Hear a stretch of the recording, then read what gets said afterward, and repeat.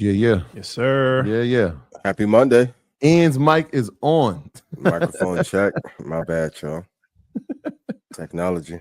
Happy Monday. Happy May. Yes. It is Cinco de Mayo. Shout out to everybody that recognizes that. For And sure. is eating tacos and drinking, what would be the drink of choice? Tequila. Margaritas? Shout out to all my Mexicans out there, man. For sure. Love y'all. It wouldn't be LA without Mexicans. It wouldn't be America without Mexicans. That's a fact. Big facts. That's Te a amo. fact.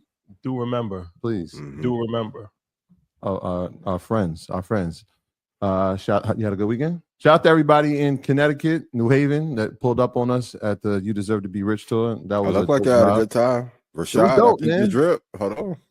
Gotta drip responsibly please, at all times. please. At all times. Yeah. At all times. That was dope. Some of these markets, get skipped over a lot. People will go on tours, a book tour, a music tour, any type of tour. It'll be like, hey, we're gonna go to New York and then we're going to Boston, and they forget the in-between places. Providence, Connecticut. So it was a quick drive for us, but people were very appreciative that we pulled up, and we were appreciative that they showed up, man. Shout out to everybody that came out, got the book. Some people won some tickets to Invest Fest. That's fire. So that was dope, man. For sure, man. Salute. So before we start, I definitely want to be a man of my word, but more importantly, a man of the people.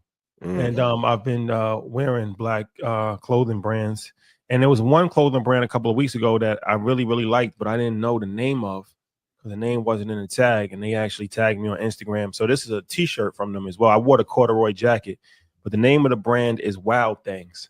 And as I said previously, I think that they gave me the best merch that I've received in this campaign of getting merch outside of Godspeed. They gave me a corduroy suit, like a corduroy jean jacket type vibe with pants. Oh, you got it on Blackout. Very well crafted. Yes. Spell it out for us. So their Instagram is Wild Things Brand. Wild. Okay, Wild. Okay, Wild Things. Yep. Got you. With an S. Brand. Wild Things Brand is their Instagram page. So go support them. Like I said, they actually have very high quality merch. This is a T-shirt from them. And I didn't give a chance to shout them out on Blackout because I didn't know the name, but now I do know the name. So once again, you have to be a champion of the people. Yes. That's important. They put so much clothes in this P.O. box. It went from Blackout to now Market Mondays. Correct. Wild Things. Can you send my box to Rashad address, please? Put your P.O. box please. in the chat. P.O. box is in the chat, please. I need that on express order, please. That's a fact. That's a fact. Oh man, Ian, how was your weekend, man? Amazing. Good time with Xander.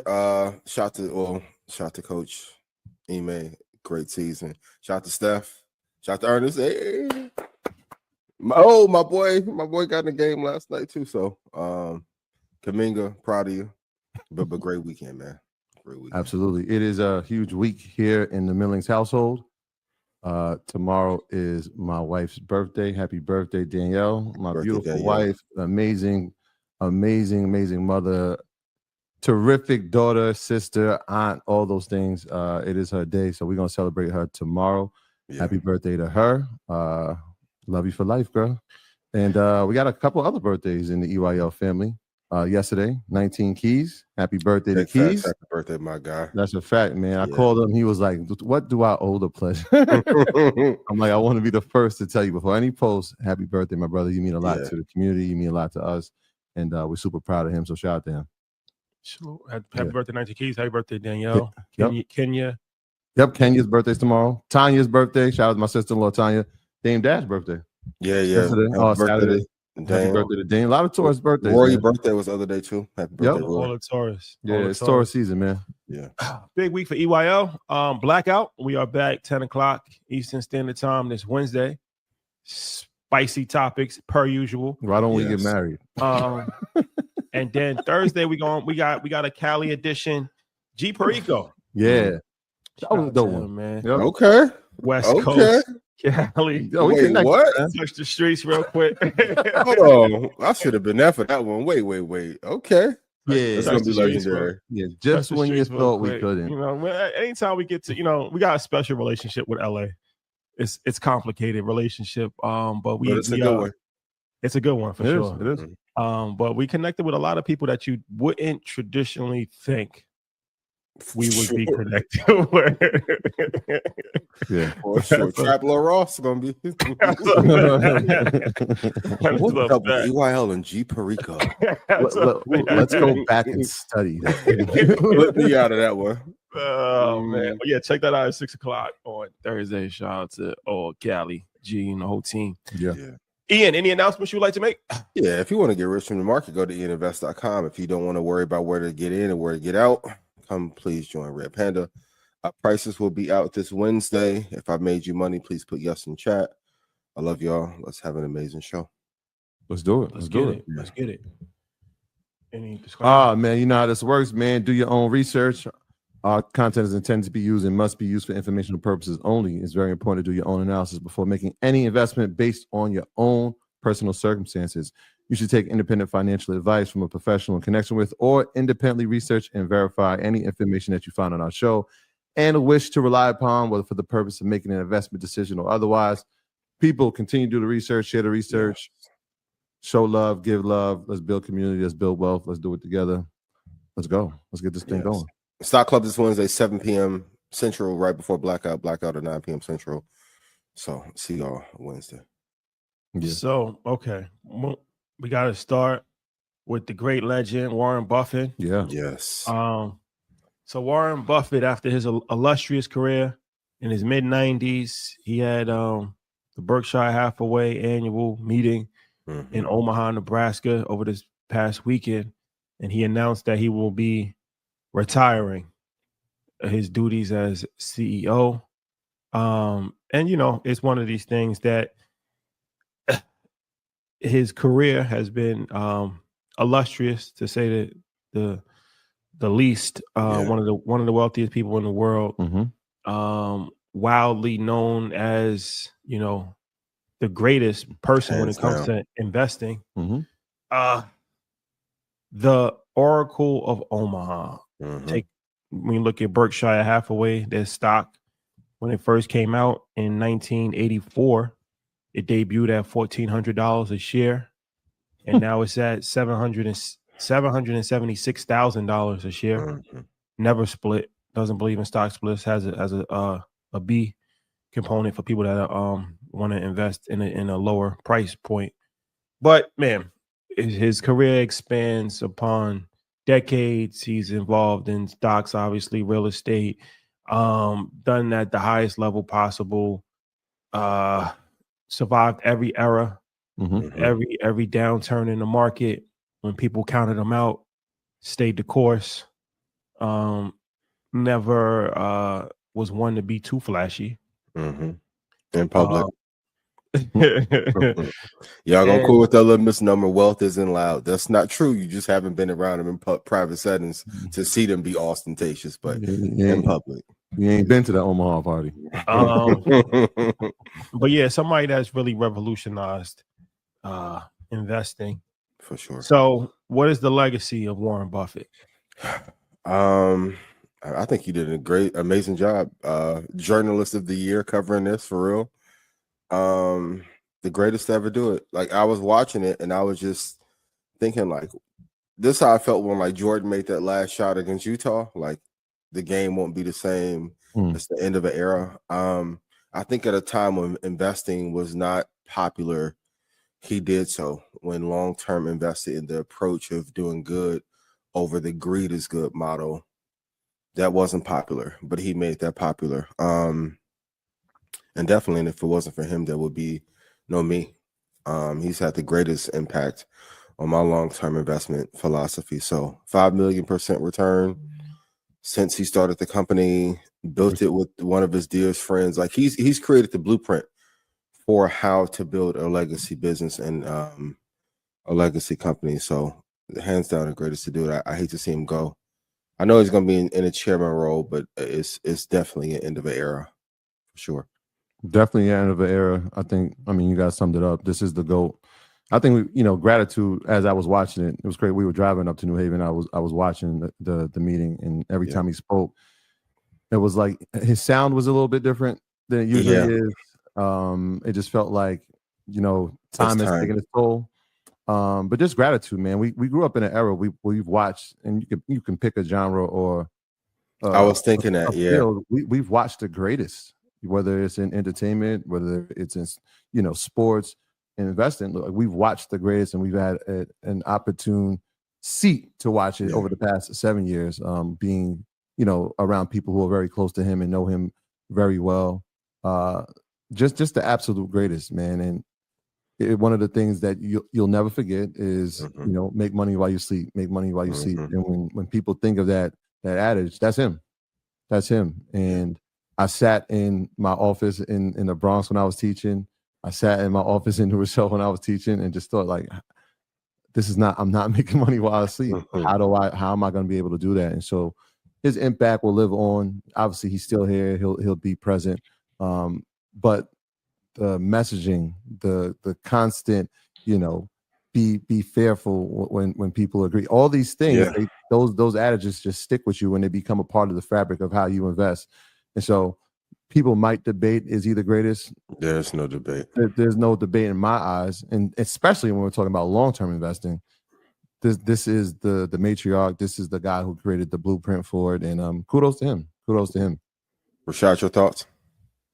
Yeah, for sure. Like I said, somebody that has done it the right way, consistently over the course of time, stayed true to his principles, stayed true to what he believed in, and really helped a lot of everyday people feel comfortable investing. Yeah. No matter what, if it was some level of showmanship or whatever, but the way that he dressed, the way that he carried himself in public, it was welcoming to the average everyday person, and that helped a lot as far as getting people involved into investing and encouraged. And then, of course, Jim Cramer, he came and he helped, and we came and we helped. So there's torches that get passed over the course of time, but it's a very historical footnote. you got to put history in this place. But sure. But man, Warren Buffett, man, an icon living. So congratulations to him.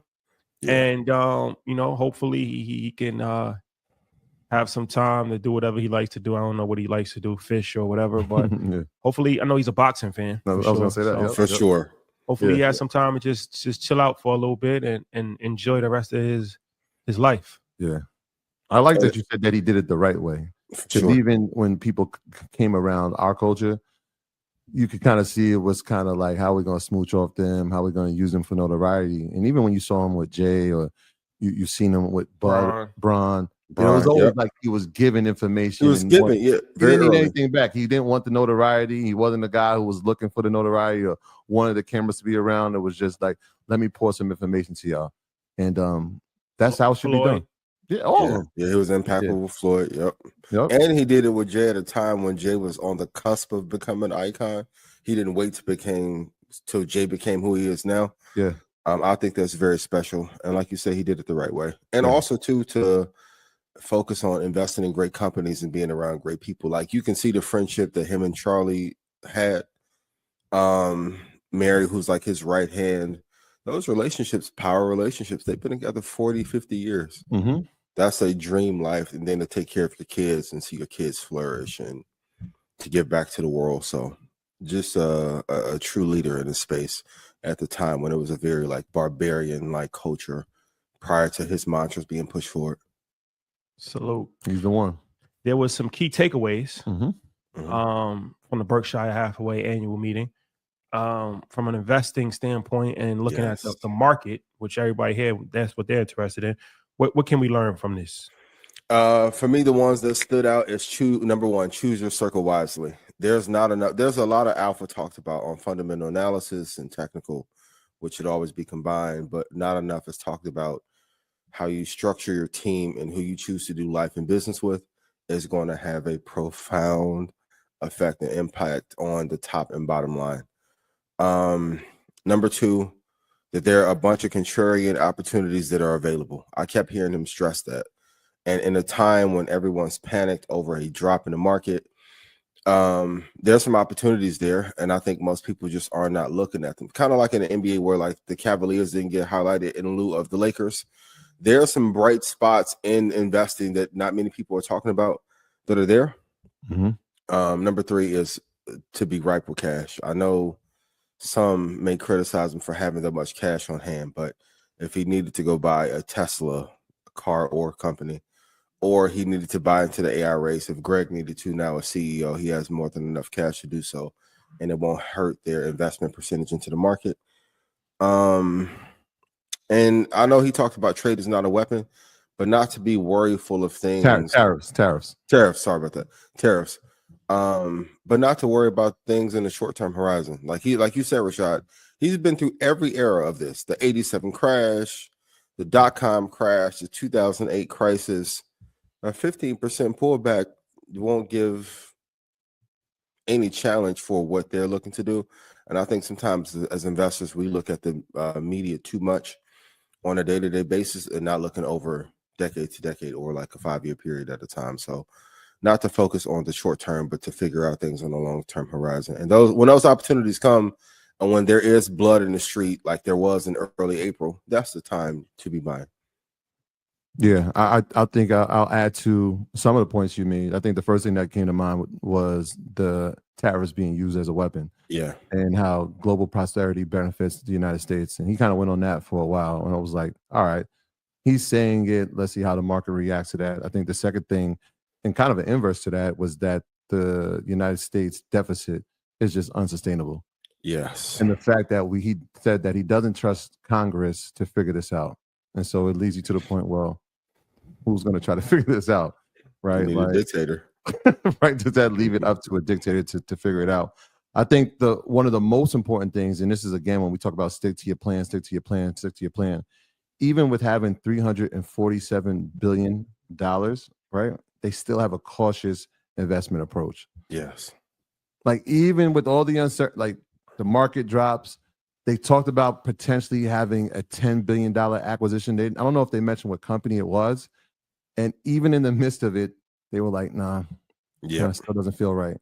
Yeah. So, I mean, having that type of discipline with having that level of a treasure chest speaks volumes, right? Like most people won't take a risk and they're not even near. Like most people, I mean, the average person doesn't see that type of money. Yeah. But being at that level, having that much experience provides a level of discipline and certainty, right? Like you know that you're doing the right thing because you've seen this happen over and over.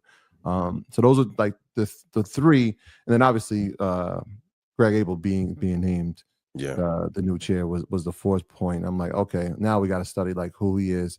In fact, when I did the research, he already said that this was going to be the person who was going to replace him. Yeah, he said this in 2021. Yeah. And so I guess the timing of him doing it at the meeting was a surprise. Who he chose wasn't much of a surprise. Yeah. Yeah. And those are big shoes to fill. Rashad, what about you? Were there any big takeaways for you?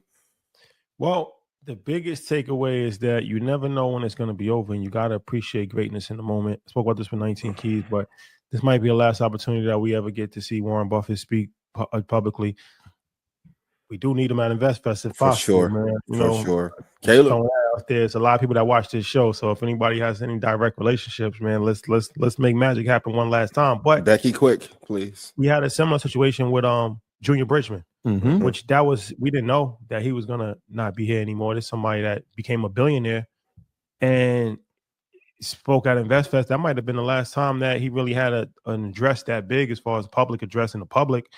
And then shortly after that, he passes away. So, man, you have to appreciate moments and people and opportunities and things like you saying like, all right, I'm going next time or next year, or I'm going to do this. And like, I'm watching Market Mondays, but I'm not really watching. I'm not halfway paying attention. You never know when it's going to be the last time. That's a great point. You never can. Even being on stage, I say it every year, and people get tired of me saying it. Every time on stage, act as if you're last, because if you missed up, it could be. It's a fact. That's a fact. So get your tickets to InvestFest because you never know. No.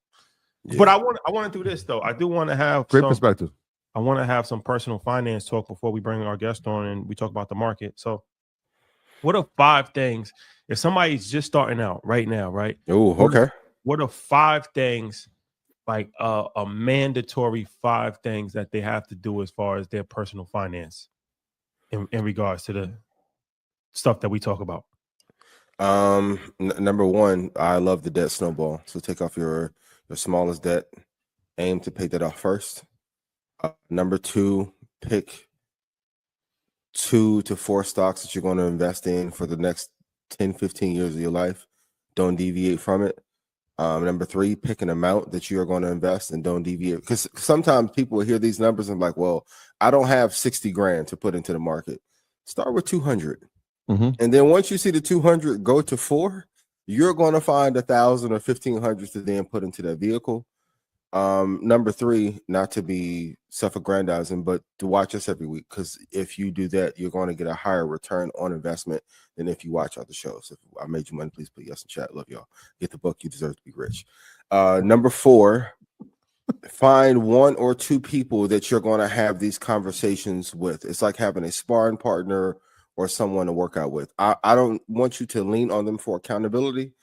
But if, like, we've stuck together for 5 years and we kept telling y'all we're going to stick together, right? We've grown collectively and individually as a result. A lot of times I'll see people try and do this on their own, and because they don't have someone to lean on, they don't stay in the game as long. And then number 5, kill the lifestyle creep. Like, I see too many of us get to that first 100,000, first 200,000, and you get to blowing it on Mike and Mary, and you want to talk to me about tariffs. Go shout to Johnny Dang. I see a lot of y'all come out here and go hit Johnny Dang and hey, I'll give you a discount because people have been coming. I'm like, I know it's fun to look like you have all the money in the world. It's more fun to actually have the money in your possession. That's a fact. That's a fact. Now, those is great. Those is great. For me, it would be you have to secure your retirement. So you start to invest in your 401k, have an IRA. If you're self-employed, have a set plan. These are things that we talked about, but you gotta have money for later on down the line. For sure. A forced savings that you don't even think about, that is tax advantage where you're saving money on taxes, and you'll also be able to have a nest egg at some point in time in retirement, because it's going to be here before you know it. So securing your retirement is a major thing. And then if you have kids, you got to plan for them. Yes. So we talk about 529 plan, which is how you can save money for college, or you can have an UTMA account, which is how you can just save money for your child. In general, it doesn't necessarily have to be used for college, but you want to secure or start to, have some level of security for them. So that's important. You can put money away. The earlier you start, the better. Compounding interest, one of the things that Warren Buffett championed across the way. Life insurance, you have to make sure that you secure your life insurance. We've had a lot of conversations about that, but if somebody's just starting out, that's a great thing to do for sure. For, foundational purposes as far as your financial plan. I would say dollar cost average into the stock market every single month. From a brokerage account, you can open a brokerage account, put 100, 200, 300, 500, whatever you can afford, But, when Ian says 2 tech, 2 index, you put together your strategy and you might have, okay, in the S&P 500, I'm going to put $200 into that every single month. I'm going to put $200 into Microsoft every single month. Put money into the market in a brokerage account. Force savings every single month. That's important. Outside of your retirement, 2 different things. Your retirement, what we call qualified. What's not a retirement is non-qualified. So non-qualified is just regular brokerage. You can use that money whenever. You don't have to wait until you're 59 and a half. But you want to do 2 things simultaneously. And then the last thing I would say is estate planning. Put together a will. If you're at the point where trust makes sense, make sure your beneficiaries are listed. Yes. That's important. So those are 5 things. That's amazing. Especially the last one.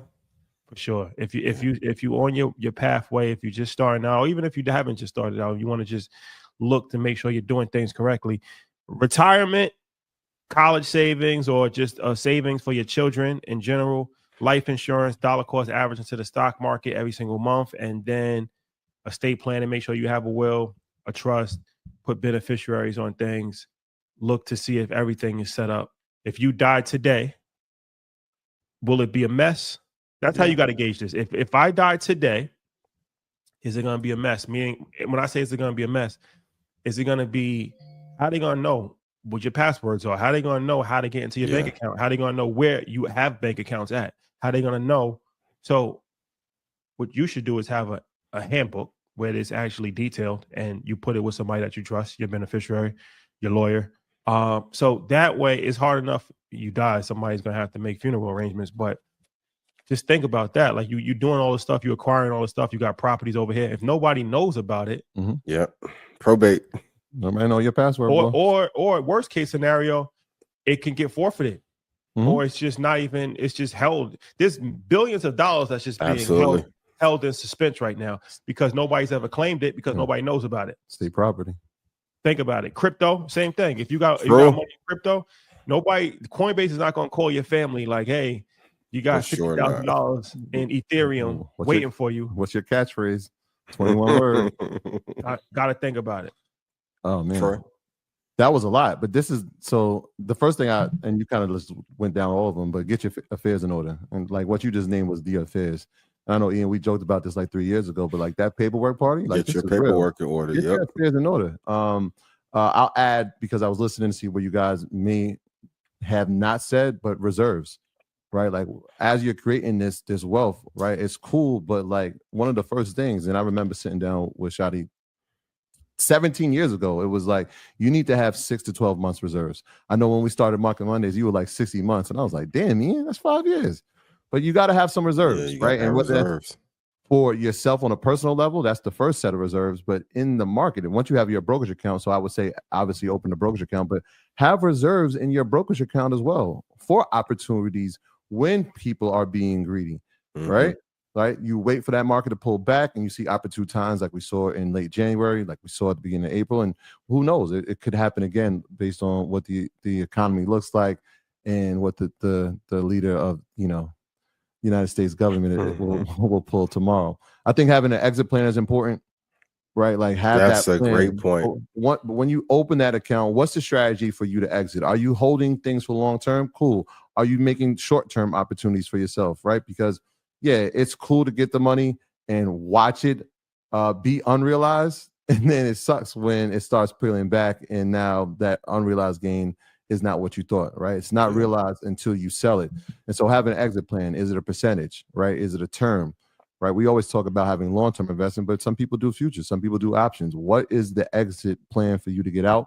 I think having a CPA that's qualified is like, man, gold. If you get the money, trust me, the government is going to want the money. So having a CPA and a tax strategy, and that's stuff that we're learning as we're going as well. Like we're learning new tax strategies, and that's the power of having relationships. So people like, hey, we're doing this. I'm like, oh, well, tell us how that works. So having a CPA and a tax strategy is important. And I think I'll end it where you ended it, Ian. I think watching us is important, and you deserve to be rich is important. I saw somebody put in the comments at the book tour, like, I figured this out. Like, this isn't a book you read once. This is a book that you come back to as you're going through your journey of life. Right? You might identify with a character in one phase of your life, and then you might identify with another one. The strategies that you maybe have passed, now that your life and your wealth has changed, you can now implement them. They make more sense to you. And so reading obviously is one of those paramount things when we're trying to preserve and keep wealth. And I think we created the blueprint for it.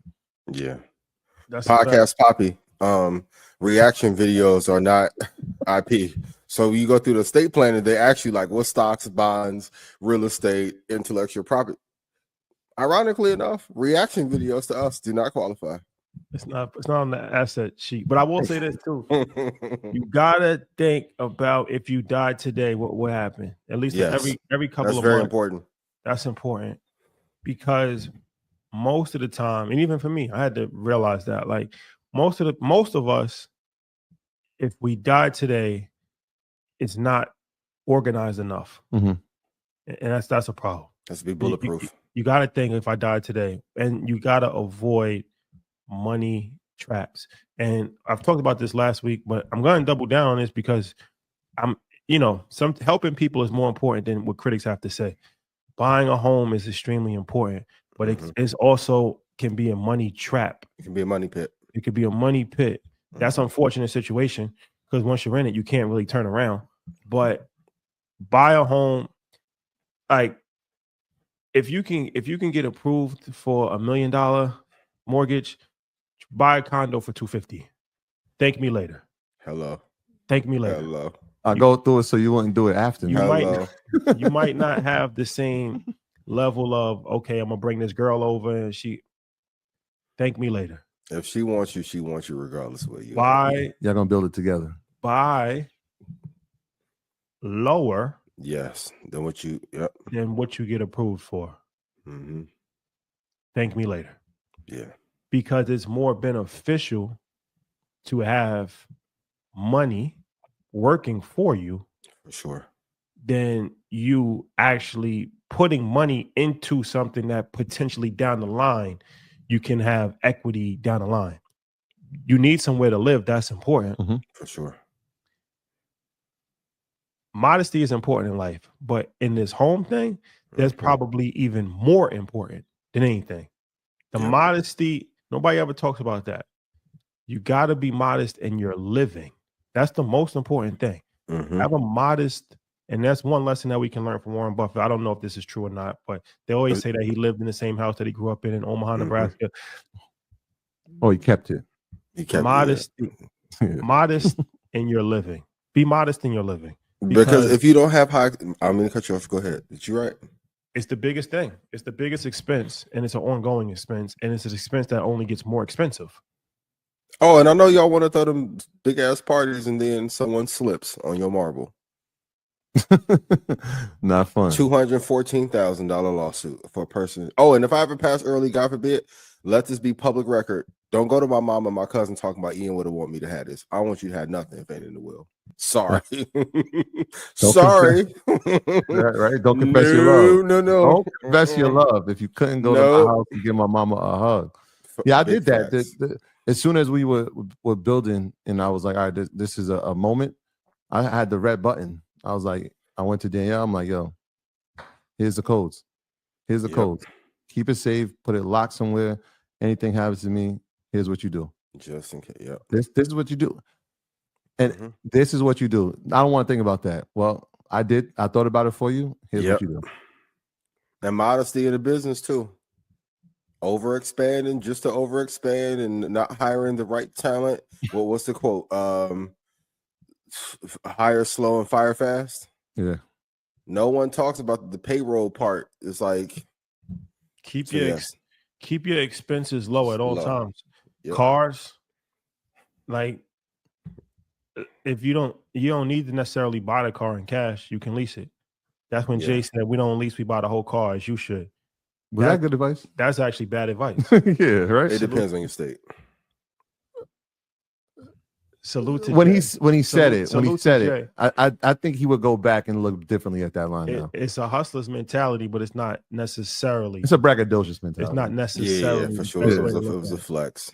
Yeah. Man. And Rolls Royce, if we ever find out what the car really costs, we are gonna report on it for 7 weeks straight. Keep your expenses down. Please do. And the cars and the jewelry and the homes, it looks good, but it's not necessary. Because one car does the same thing that 2 cars can do. One watch tells the same time that 3 watches can tell. For sure.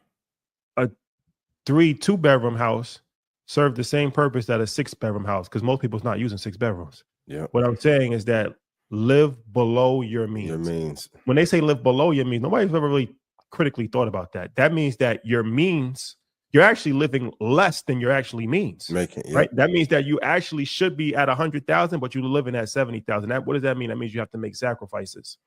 They didn't say live at your means. They didn't say live at your means. They said live below your means. And way below. And if I'm gonna be honest, it's one of the hardest sacrifices I've ever made. Man, Big Mike, shout to Mike out there and Ellie out there. They hit me every week. What's the biggest? And you've done the best. Yeah, you're actually. I'm gonna give you credit publicly because you out of everybody that I've seen, it's tough. You've done the best at living below your means. And I mean, you still live a good life, but I see it. Like I'm an observant person, right? I noticed that you live below your means, and that takes discipline. A ton. that I didn't think I would have at 22. Kudos to you, because that's something that most people would not talk about, but you are a very responsible person when it comes to how you're living. Thank you. Because this is true. And what's the biggest societal pressure that you face when you say, like, I need to have discipline to do this? What are those pressure points that it's like, damn, I really want that, or I really could do this, but I'm not going to? Man, just getting offered, hey, come to the Rolls Royce dealership and we get 40 off. I like you. Cool. It's tough to take them calls, and then you see your friends start to. It's like, even when Joe went and got the Ferrari, Joe FaceTime me, like, yo, big dog, yo, go get matching. We're not gonna get matching Ferraris like money anything. Like it's sound fly. It's dope on Instagram, but is it really worth that? So it's tough though. Especially now, like looking at the houses, and we talked about it before. The tax on being owned. Now I got to go have somebody go look for me on my behalf. So in certain instances, I don't get taxed, but I'm not gonna lie, it's tough. I'll see Future pop up in some of the videos. Like, I need 2 of them chains, 2 of them watches. Big Mike almost got me last week. Damn. I don't care about the resale value. I got it. And I was like, nah, I'm good. I'm be Apple Watch. So, but knowing that I'm good and that, you know, my family's good and that my kid is good. But now Xander's starting to pressure me. I don't got it, son. Yes, you do. Yep. He like, Dad, it'd be nice. Yeah, yes, you do. Yeah, so it's tough. It's worth it though. It is. I'm gonna do the Buffett. I'm gonna play Meek, and then on the private time, boy, 2 Rolls Royces. I said, oh, okay. Buffett got the first color in it. Y'all stop saying the Rolls Royce don't advertise. You just may not see where they advertise. We got to stop a lot of these misnomers that are just not true. Go to F1 or Monaco, and it's a lot of advertisements out there.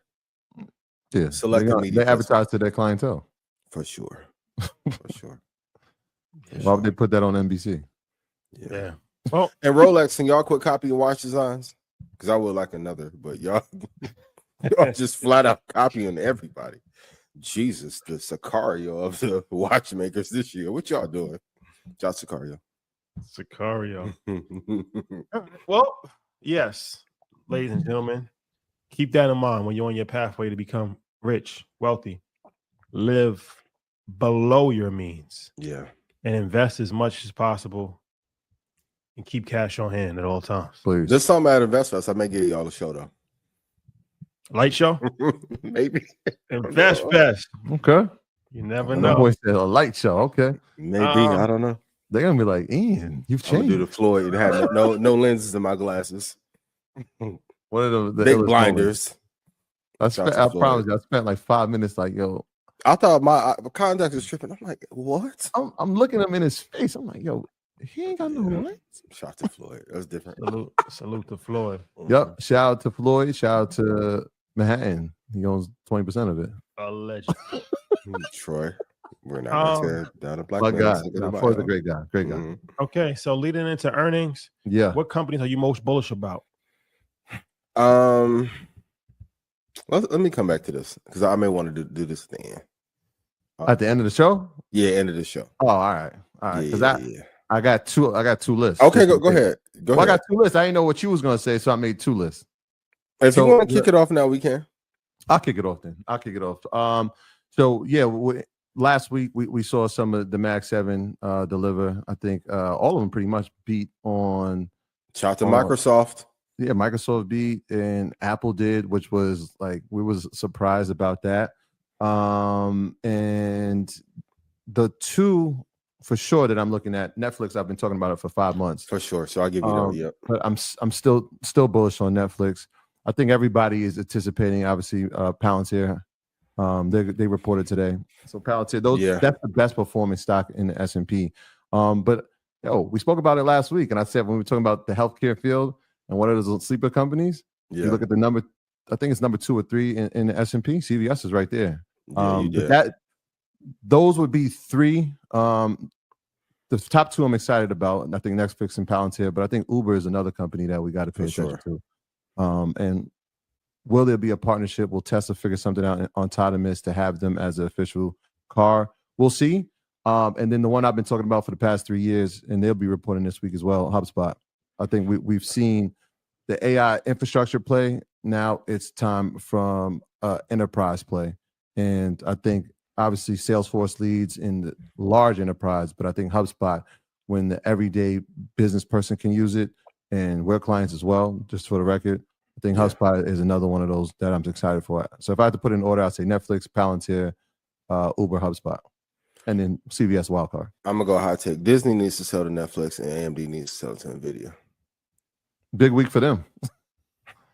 AMD is, I don't know if they'll be able to turn the ship around. And they crossed 100. So that's a good sign. Wow. So much in a league where you can shoot threes. The one 3-point shooter that's supposed to be Tony Kukoc from 92 is making 1 3 a game. I loved AMD ever. The Raytheon, well, not Raytheon. What was that? Ryzen chip. Oh, amazing. But they've just mismanaged this thing into the ground. It's like the people in Seattle who had a financial literacy platform too, and they went away. Yeah. Oh, never mind. Rashad, I'm done. Starbucks? Who's that? AMD, yes. Starbucks. So, America runs on Dunkin'. And Starbucks too. We go. New CEO. It ain't really work out like they thought. I mean, the semi-glutide and Ozempic model, like people want to be in, like when you're selling sugar at scale. Yeah. And then you have a workforce issue when you allowed employees to express so much that they felt like they almost ran the company. I go back to the issue when the gentleman got locked up in the Starbucks. Like, you're fighting for what your culture looks like, and while the profit margin is down and Dutch Bros is on fire, it's not the time to do it. They need diversity in that lunch offer, that product offer, and I don't know what they can do to do that. And if we're gonna be very honest, the coffee is not great. It's okay. Like, we're like in this pivotal time with all this economic crunching, we're like, either you're great or nothing. Please put that in the chat. InvestFest, great, right? Market Mondays, great. Red Panda, great. Like, there is no in between. There's no room for mediocre businesses going into this next decade when you have OpenAI and Anduril and fucking Lilly and subpar products. So, is it too early though? I mean, this is the second quarter as CEO. I mean, we got to give him a little bit of time to figure this out. Listen, if they move the definition of recession on Biden, we can give him grace for 2 quarters of mishaps too. I mean, he has a proven track record, right? That we can't ignore, and so it's still early in the game. So we got to monitor this thing with Starbucks. Shots to Starbucks. Yeah, I was going to put, and I think we're going to talk about it a little bit later, but Hims is an interesting company as well. For sure. And people have been asking about this. We've been asking about, so we'll talk about that a little bit later. But that would be another one of those companies, especially with some of the announcements that they had recently, that I definitely would be keep an eye on, especially throughout this year. Pfizer, y'all need to sell to Hims. I don't know what's going on with Pfizer, but it's done. It's over with. We ain't did dead or alive or well, but as far as getting that paperwork in order, get your affairs in order. It's time. It's time. The red button. So stock market had 9 days of a rally before today. So is this a sign going into spring and summer that we're gonna, have upticks, or is this a pump fake before a sharper decline happens? I think that the opportunity was so great that you could not pass it up. Now, and that keeping the expenses low conversation. If you get a deal that's so remarkable that you can't pass up, have a ball, buy all the mirror you want to. If you get 60% off, right? The market was on such a sale that if you bought at the right time at the top of April, you were almost guaranteed a return. So I think people who missed out on those gains, let's say like VOO and like in that 475 spot, you were almost guaranteed a high return. So I think the market is going to continue to fight back and continue to climb. And if we're going to be very honest, after the election was decided, the market had ran up too fast and it just went back to the levels where it should be. And then people found a great spot to be able to buy in, and they took absolute advantage of it. So I don't think it's a pump fake. I think we'll start to stabilize over the next couple of months. And I think the end of July and August will be rough. But I think by end of the year, we'll be okay. Yeah, I think the S&P got back to like right where it was on November 4th. Yep. Right, the day before the election. And so, yeah, I mean, obviously, uncertainty could certainly be a factor. Some of those tariffs are going to be kicking in the next few weeks here. We still haven't heard what the pharma tariff is going to be. The semiconductor, we haven't heard what the numbers are going to be. Maybe they won't be. There was some promising news that China may be willing to talk negotiations. That would be promising. But yeah, if some of that can get cleared up in the next few weeks or so here, yeah, I think that would be great. We'll have a positive year. Or I'm sorry to China. My bad. Let's be friends. Ooh, market going soar. I ain't mean it. Yeah. Rashad, I see you pondering. What are your thoughts? Can't tell. It all depends on what Trump wants to do. And he's a very unpredictable person. So, I mean, you're talking about somebody that tweeted pictures of him with the Pope, as a new Pope. Maybe that's his grand desire. It's cosplay. Halloween outfit.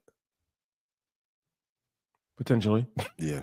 Potentially. So, it's a lot of variables that go into play here. For sure. And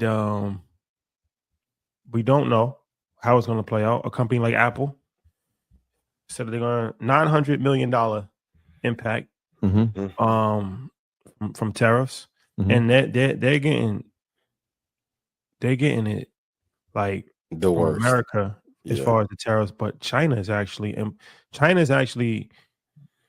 putting down the hammer as well, kind of reverse engineering the situation. Like, okay, like if you do business with a company like Apple, who's in the middle of China and America, is trying to navigate, and they're having pressure put on them on the Chinese side. Nobody's talking about that. And they're having pressure put on them on the American side. And they're trying to figure out ways how to go around that, which is India. Yeah. But they're losing money. 900, that's almost $1 billion. That's a lot. And it showed on their stock price. So we don't know. Every day there's a new tariff. You know, we talked about Hollywood films.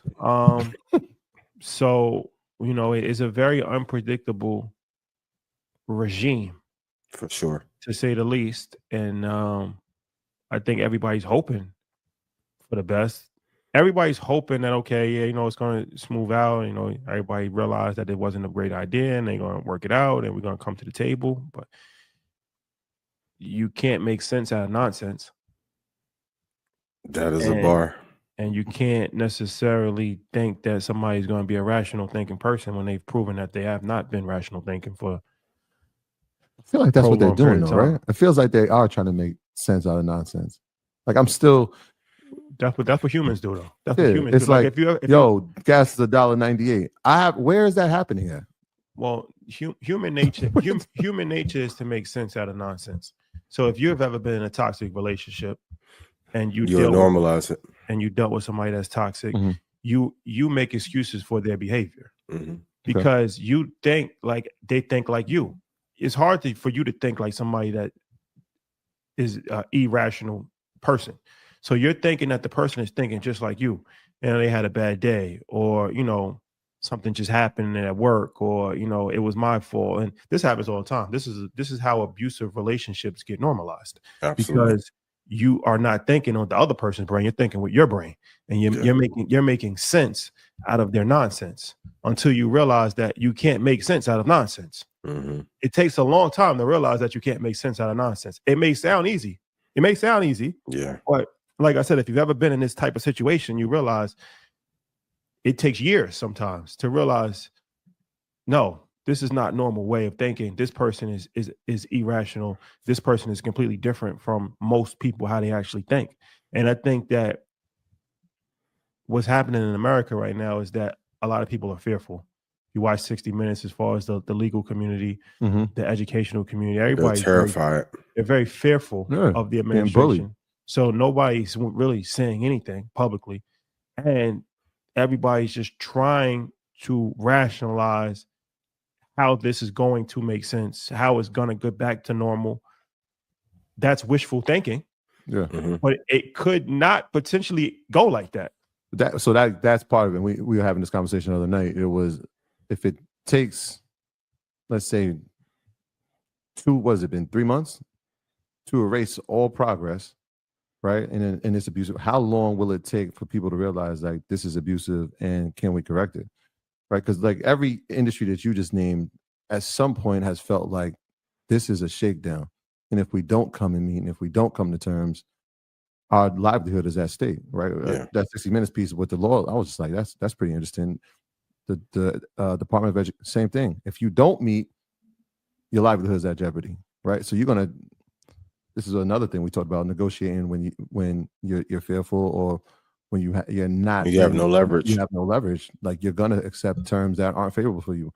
What are the repercussions long term? How long will it take for people to come out of that? That's what we're at stake at right now. Like, could it be 5 years? Yeah, he said he didn't want to run for a third term, but the things that he's put in place, the executive orders that he's put in place, the sustainability for that might be 10, 15, 20 years down the line. Well, most people are more concerned about 100 gorillas versus one man, or 100 men versus one gorilla.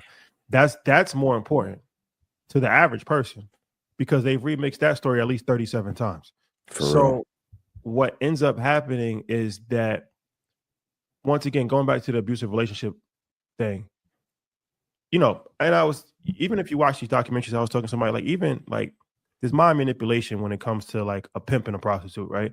And most people will look at a prostitute and be like, damn, like, how would you ever get yourself in that situation? It happens over the course of time. And it usually happens in a way that you're not even fully realizing it. And then by the time you realize that you're in a situation, you're embarrassed, because you're like, damn, like, how did I let myself get into this situation? But you're too far gone down the road to turn back. This is what America is in right now. Everybody that's championed all of this, it's like, damn, like, it's kind of embarrassing that we even put ourselves in a situation. But now we are under we're under a real monster gorilla. Like, when you come to that type of, you know what I'm saying? Like that's the real, like, strong arm, and it's nothing you can do about it. And there's repercussions if you try to turn backwards. So now you just try to move forward, and you're scared, and you're trying to just walk on eggshells pretty much, and you're just trying to just make it through. But it's a scary situation, because at any given moment you can really get punished. Do you feel like majority of the people who supported it then feel embarrassed now? I don't feel like there's an overwhelming sense of embarrassment. I think so, because when you got people like so when you have people like Jim Cramer, who's like, man, this is not what we signed up for, I ain't think about this, just for him to say that, imagine what he's saying off camera and private. When you got people like Jamie Dimon, who's saying like, no, this isn't the best way to go about it, like, this is going to lead to a recession, this isn't what we champion. Like, when you have people like Ken, what's his name? Griffin. Ken Griffin, for sure. He walked back, but the other guy, hedge fund. I see what you're going. Yeah. For them to make these kind of public statements, which some might see as soft, but that's actually pretty bold of them to actually say in public, right? But these are people that champion the regime. Now you start to think, damn, what are the conversations that they're actually having behind closed doors? But, like, because they're losing billions of dollars. They're not functioning properly as far as how things are moving, right? It's causing a lot of uncertainty. So if they're at the point now where they're starting to speak out publicly, then you can imagine the sentiment that is had when there's no cameras on. So here's the interesting thing. Everybody you just named comes from a very niche environment, right? Those are all people in the world of finance, pretty much, which is, they're all 1%ers, the people that you just named. But those aren't the people who won the election. Those are people who might have donated to the campaign, but the people who helped him win are middle to lower class, uneducated population, right? Now, if we're gonna be fair, they're having the same regret that most of us. Well, that's what I'm trying to say. Year two, right? You think the sentiment is changing slowly? Okay. Yeah. Now, will they? That's different from them not having the same core belief. The leader just has not done it well. For everybody in the comments who's like, "Where was this when Biden was in?" I was the only black person that said he should be out of office when they could have jeopardized my life and career. Go, stop watching clips because we was on that bandwagon. I told you, Plies is the main advocate. Yeah, trouble. Yeah, right. So we're saying here, if he's not leading the country well, and damn near caused a global recession from a bad plan, and this is 20 years after the Bush fiasco. Another war we didn't need. But that's above my pay grade, so I'll leave that one alone. This one I can speak on. So, are they having some change of heart? Yes, because I'm getting a lot more messages from them now than ever. Will they publicly say it? No. Will the ideology change? No. But if I was a mastermind, wouldn't it be brave or wise of me to install some people who would cause this kind of mishap at scale to then allow me to run in 2028 or 2032? 32. No, he out of here by then. Talking about the real mastermind. Oh, okay. Yeah, not yet. Okay. Oh, not that real guy. Mastermind. Okay. All right. Well, if I make Rashad uncomfortable, yeah, it's time to go to the next subject. Next topic, please. Next topic, please. Personal finance for kids. Oh, yes, for sure. So, okay. So let's talk about Bitcoin. So Bitcoin has rallied, pulled back a little bit today, but almost at 100,000. Almost. 2 days ago it was at 95,000. So Bitcoin is on the move. Mm-hmm. And quietly, it hasn't been talked about a lot, but it has rallied. It definitely has rallied from where it was even a month ago. It was at 64,000 a month ago, and now it's at 94,000. So it's up 30. No, a month ago it was. What was it that month ago? It was at. It lowered. I think it lowered at 74,000 a month ago, and now it's at 94,000. So $20,000 in 1 month. It's a great return. At the beginning of the year, before the year started, I said that my picks for the year were MicroStrategy and Bitcoin. That was my personal 2. MicroStrategy is also doing pretty good. We haven't talked about Michael Saylor in a while, but quietly, MicroStrat went from last month. It was at 237, and now it's at 380. Yeah, quietly creeping up the ranks again. So, is this Bitcoin rally something that is going to explode, or will we see a pullback again? No, I mean, every asset pulls back, but is it going to keep going up for a long period of time, next 10, 15 years for sure? My question, not to deviate too much, is what the hell happened to Ethereum? Vitalik has not been visible. Ethereum has not moved. All you Ethereum maxis, please tell me what's going on. But no, Bitcoin is going to do incredibly well. I mean, we talked ad nauseum about how the banks have had involvement and it's provided stability for them. As a result, the pricing has done well. But going back to April, around this time last month, it was at a great price to buy. Bitcoin at 74, I'll take all day. Mm-hmm.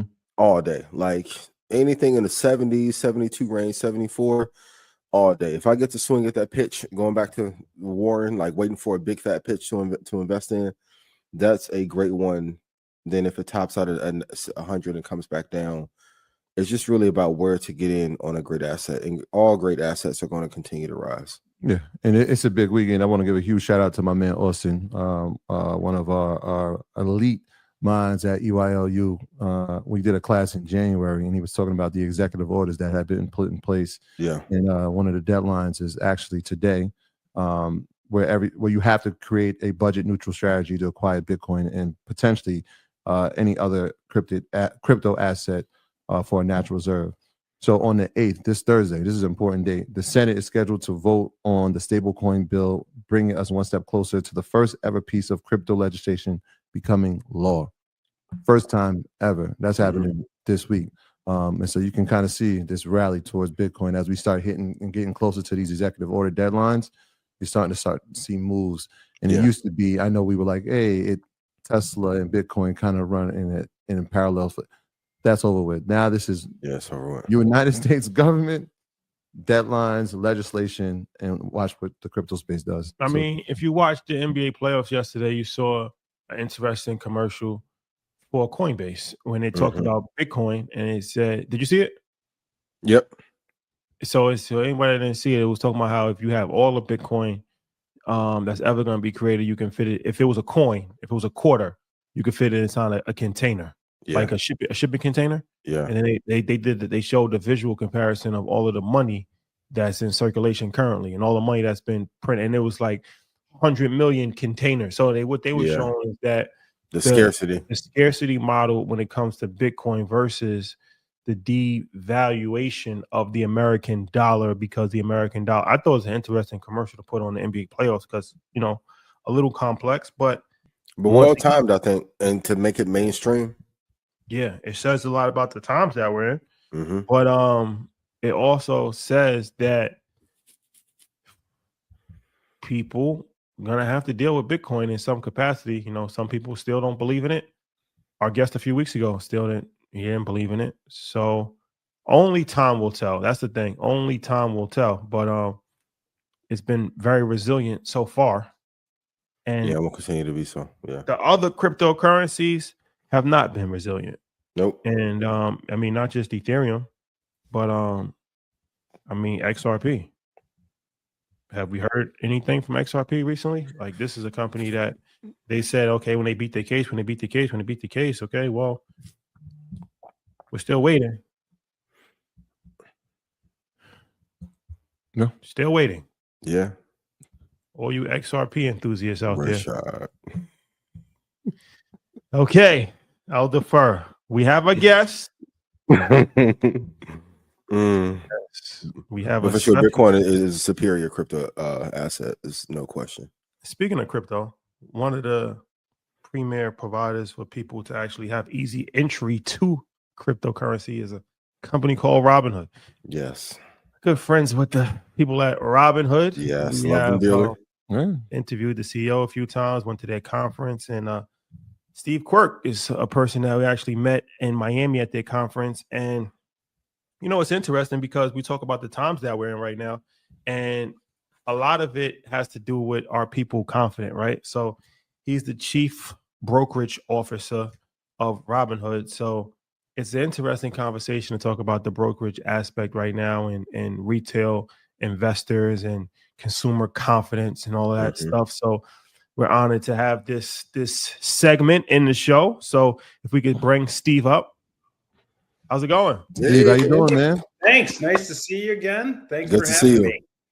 No problem. Our pleasure, my guy. So yes, as I said, chief brokerage officer at Robinhood. So you're in charge of the brokerage operation. Yep, the brokerage operation. So that'd be everything, the equity trading, the option trading, all the margin, or we have yield products as well. Listen, you brought it up. We have almost 26 million customers, and their average age is early 30s, but half of them, they're brand new to the market. So this is their first time investing, and a lot of them haven't seen these kind of movements before. That's my question. So, okay, it's been a very unusual, to say the least, couple of months in the market. So you guys, like you said, you have a lot of new investors, or maybe investors that are not as seasoned, like they haven't gone through a bear market before, right? Let's say. So how are customers navigating the recent volatility? So we saw the VIX shoot up to 60, and look. You're good, Steve. You're good. Okay, sorry. I didn't know I did change, so I thought maybe I got dropped. Look, I was watching some coverage of Warren Buffett over the weekend. Look, he's been around 90, investing for 71 years, I think it is, and even he's saying, look, there could be challenges here because this uncertainty is really, if you're brand new to investing, it's a little bit unsettling. Look, other than your health, your wealth is the most important thing. And they just haven't been on the roller coaster before, at least this roller coaster. So I actually get it from my own daughters who, are in their 20s, and they generally speaking, they take an allocated amount of money and they, put it into the market every single month. But my one daughter just doesn't feel comfortable. She said, I don't have a good feeling and I don't have a good understanding. So, we have a yield product. You earn 4%. Listen, 4% is great. It's better than going negative. It's better than, sitting in a bank and earning 0.1%. So I mean, what we always try to tell customers, and we help them, is if you're uncomfortable with an investment, you probably shouldn't be in it. Yeah. You need to be comfortable because it is your money. And I think what people generally learn is over time they become more comfortable in, like, it's like a scary movie. The first scary movie you've ever seen, it probably scares you quite a bit, but when you start seeing a bunch of them, you kind of say, this too shall pass. There's highs and lows in the market, and you kind of say, hey, I've been in this market long enough. I looked at the highs and lows, and I can actually draw a straight line and say, I know if I persevere the way I should, these things shall pass. So the way they've been navigating it, to answer the question directly, is our customers have really been conditioned to buy the dips. It's been successful for them, going all the way back to COVID, when I would argue the institutional investors were kind of getting rid of a lot of securities they didn't have confidence in, and retail kind of stepped in and kind of saved that market, which was you're seeing you've seen an inflow of money come into brokerage accounts during this downturn. We've a record $18 billion in deposits in the quarter. And I think what it is, you hear people, customers talk about liking stock ABC at this level, and now it's at this level, and they say, hey, I'm going to be doing this for 35 years. So I just think my job is not to market time. My job is to continue to invest through thick and thin. That's interesting, man. That speaks to the education around brokerages and around the stock market in general. When you start hearing people talk like that, so especially from retail investors, that's very encouraging. Well, I give you guys credit too. I mean, I feel like this is the industry's job is to make people successful. Yeah. Yeah. There's one of the things that you guys released in the quarter, and we had the privilege of seeing a little bit before it was released to the public, was Robinhood Gold. Yeah. And that's been a huge success. I know there was a 90% increase in subscribers. Talk about how the first almost year or so now, or maybe half a year since the product's been released, how it's been going. What have you been seeing from the audience? Well, so we have a bunch of things that are components of it. The credit card, of course, which has been really cool. It earns you 3%. But then there are other elements where we continue to add value to that subscription, which is, $5 a month. And one of them being yield, you can earn 4%. But we're up to almost 3.3 million customers that are part of that gold program now. And I think it's a good way for them to find value in whatever area they're interested in, whether it's on the crypto side or on the traditional brokerage side, or even in what I'll call kind of lightweight banking. What we're really trying to do is make sure that, what people really like is to be able to basically handle all their financial needs in one place. They don't want to go to 5 different apps, for different investing and banking and, other things that they do, their credit card or savings or check deposit. So we're just trying to create an ecosystem where they can do that all in one place. It's really easy to see where everything is. It's really easy to manage it. And it's really easy to take actions, if you want to do so. For all the parents tonight who may have kids that may have a similar fear, how do you stress to them when you're talking to your daughter, like, if you invest in this moment in 20 years, which I know she's not thinking that far, you're going to have an amazing return. How do you talk her to get over the fear, given the hindsight of our age and insight that we've had in the market? I think I think the charts do it. Like if you look at a chart that shows compounding, the power of compounding, and then you just talk to them and say, hey, here's a chart that goes back to 1950, and the average return of the S&P is roughly 9%. Yeah. So you're going to have periods where it's probably not going to be comfortable, and I always tell them, I can't use the word guarantee. I'm not allowed in brokerage, but the high probability. There's a very good likelihood that in 30 years you will be very happy that you do that. And I'm sure you guys have heard it too.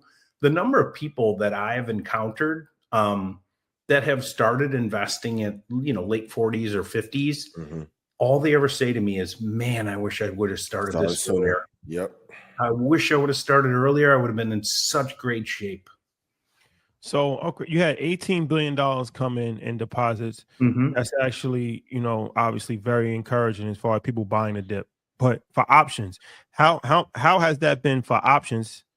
And are people doing long-term options play? Are they doing more short-term options play? Are they doing NVIDIA? Like how did the options inflow look during this couple of months that we've had? It's been really busy. The answer to the question is we have people who do both. So like people can be very strategic and surgical with their option trading. So like, I like to consider option trading, particularly for people who have a portfolio, it's like, getting insurance.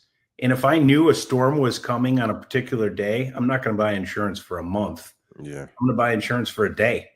And so like I've been holding Apple forever. It's I've got a 40% appreciation on this thing, but earnings are coming out. I have no idea what's going on with this tariff stuff. Who does, right? So, they say, hey, you know what? I'm going to buy a put for today. And I hope nothing happens with it because it's going to cost me a little money, but it's going to protect that, my whatever percent gain I have. So people can be surgical with it. But there's also people who do it on a continual basis. Okay, I bought a stock. We'll pick on one, and I like the returns I'm getting, but I want to generate some revenue. So I'm going to write a covered call on it every quarter and get a little additional revenue. And if the stock goes up so fast, it goes up 20% in a quarter, then you can take that stock away. I'm okay with that. If I'm going to earn 20% of the stock in a quarter, I'm down. That's like 80% a year, and then I'll go back and buy it again, right? Yeah, that is the formula. So I'm always interested, especially since you guys have the 24-hour training 5 days a week. In seasons like what we saw last week when the Mag 7 is reporting, and I was this week, I think over 5,000 companies are going to report. No, not 500 companies reporting like on Wednesday this week. How does volume look after close, right? Because we all traditionally know 9:30 to 4 p.m. But then you have people who report and then earnings, you'll see they beat their earnings and the stock will go up. How is volume post 4 p.m.? So the volumes of here's when we see the biggest increase in volumes. You're hitting the nail on the head. Even when earnings come out, which is right after the bell, and that's intentional because they don't want to move in the main session typically. It takes a while. Like, so the earnings come out, here's your number. Well, great. The stock reacts, but then they start talking and their guidance means a heck of a lot more than what that number was. Like, hey, we had the best quarter ever, but guess what?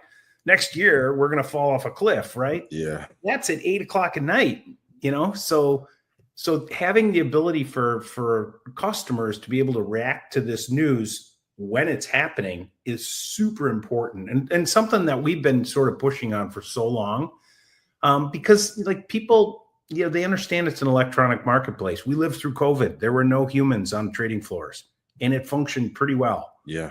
So the idea that you need these humans on a trading floor, I came from a trading floor. I know this. You don't.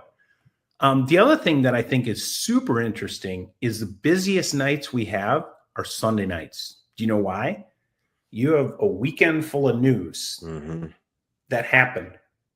And there's a lot happening in the world that, happens on a weekend, and that news is all bunched up. So 8 o'clock Chicago time, 8 o'clock Chicago time, that thing opens up and it's busy. Yeah. Because everybody wants to protect a portfolio, take advantage of an opportunity, and be able to capitalize that whenever they want. The final thing that I would say that kind of drives it is almost all of our customers are working.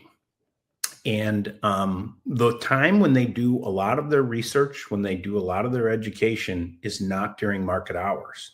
They come home from their whatever primary job they have, and then they do some homework and they do some education and they figure out what they want to invest in.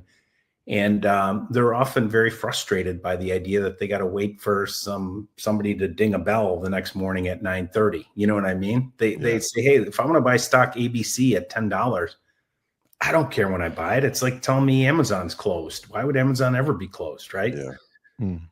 Ian, can I just ask a follow-up? Go ahead. I know when we met last year, there was about 1,000 stock equities and a few ETFs. Is the plan to incorporate more? What's the process of adding more to that 24-hour? So we have this criteria that we use, because what we don't want to do, we're still around 1,000. What we don't want to do, and that probably covers about 85% of the volume of the market.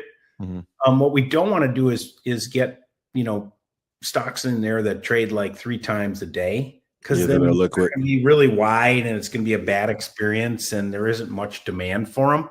So, I mean, as more stocks get more volume, we have a process where we add them, but we have a minimum, volume threshold that, and a whole committee that looks at them and says, we want to make sure it's a good experience for customers. Gotcha. As a futures trader, I have to ask, we're planning for 2025, 2026 with the futures market. I saw the demo last year, loved it. But can you talk to us about the prediction markets and the futures markets and what you guys have planned there? Yeah, I think the power of both of those are they're both 24/5 too. So the idea that I can trade futures, whenever events happen is amazing. And the most, the example that everybody uses on the futures market was, the first time this president was elected in 2016, great night. The futures market was down almost 7%. Yeah. And by the time we opened for the regular market trading, when the equities open, it was up 1%. So you basically could have made 7 or 8% in a day if you had access to those. So that's why people are so enamored with the idea of things that trade around the clock. And futures are those. On the prediction markets, I think what we've discovered is, and the first thing we did in the prediction market space was around the election. And we saw, we shared this 800,000 accounts opened and 600 million contracts traded. What people, basically what it is it's it's kind of like, here's the market, but what's really driving the market and the moves in the market? Well, it's right over here. It's the election, right? Yeah. So why do I have to buy a stock that I think is going to go up if this person's elected or that person's elected? Why don't I just bet on this outcome? Make my prediction on the election, right? So it's kind of like what happened in the futures market when they would, they were doing things on the grains and they, all the grains did was move on the weather. So they're like, well, why don't we just have a weather future, right? And so I think I actually think you'll see, getting back to earnings, I think what you'll see, and it's already being talked about on some exchanges, is you'll get something closer to, let's say Apple again. Apple comes out with earnings. The earnings are great, but the guidance is terrible. People say, hey, I bought Apple. I did my homework. I, had my estimate of how many phones were going to be sold, et cetera, et cetera, et cetera. And I was right on everything, and my stock got smoked. That's terrible. So, like, where I think this is going to go is you'll see actual contracts on what were the earnings, what were the employment numbers, what happened that I specifically did my research on, that I was accurate on, not on, the derivative of that made my, whatever I invested in go south. Because that's super frustrating for people. You know what this sounds like, right? Yeah. What does it sound like? No. What it sounds like? Sorry. Sounds like prop bets. It sounds like prop bets. It sounds like prop betting. So, I mean, this is interesting because you bring up a valid point, right? Like the market, Tesla is a perfect example of this, right? Tesla's revenue goes down 75% and the stock goes up. So it's like, okay, that's done because of sentiment that you think Elon Musk is going to step away from Doge and now he's going to put more time in, but that has nothing to do with the fundamentals of the company. Totally. So if somebody's investing on based off of fundamentals, they've done their research and they know that the revenue is going down, they're selling less cars. They should be rewarded for that theoretically, but they're getting punished for that just because Elon says I'm going to spend less time and watch. It's almost like you separate those things because then you're saying I'm just an Elon fan, right? I'm not doing this because of the numbers or anything like that, right? So let's separate these two, right? So in the future, we could potentially see contracts of is Tesla's revenue going down or not? And that's not related to stock price going up, but it's like, okay, I think Tesla's revenue is going to go down by 70%. I think it's going to go down by 50%. I think it's going to go down by 30%. Yeah. And now we're placing bets solely based on that. If you hit it on the head, you'll get rewarded, even if the stock price actually goes up. Yep.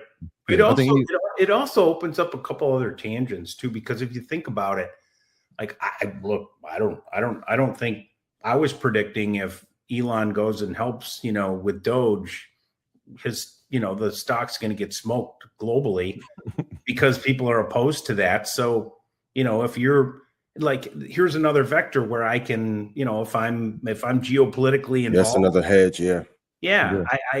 This is going to be a bad move for them. I'm going to take a position that would make me successful if that does happen.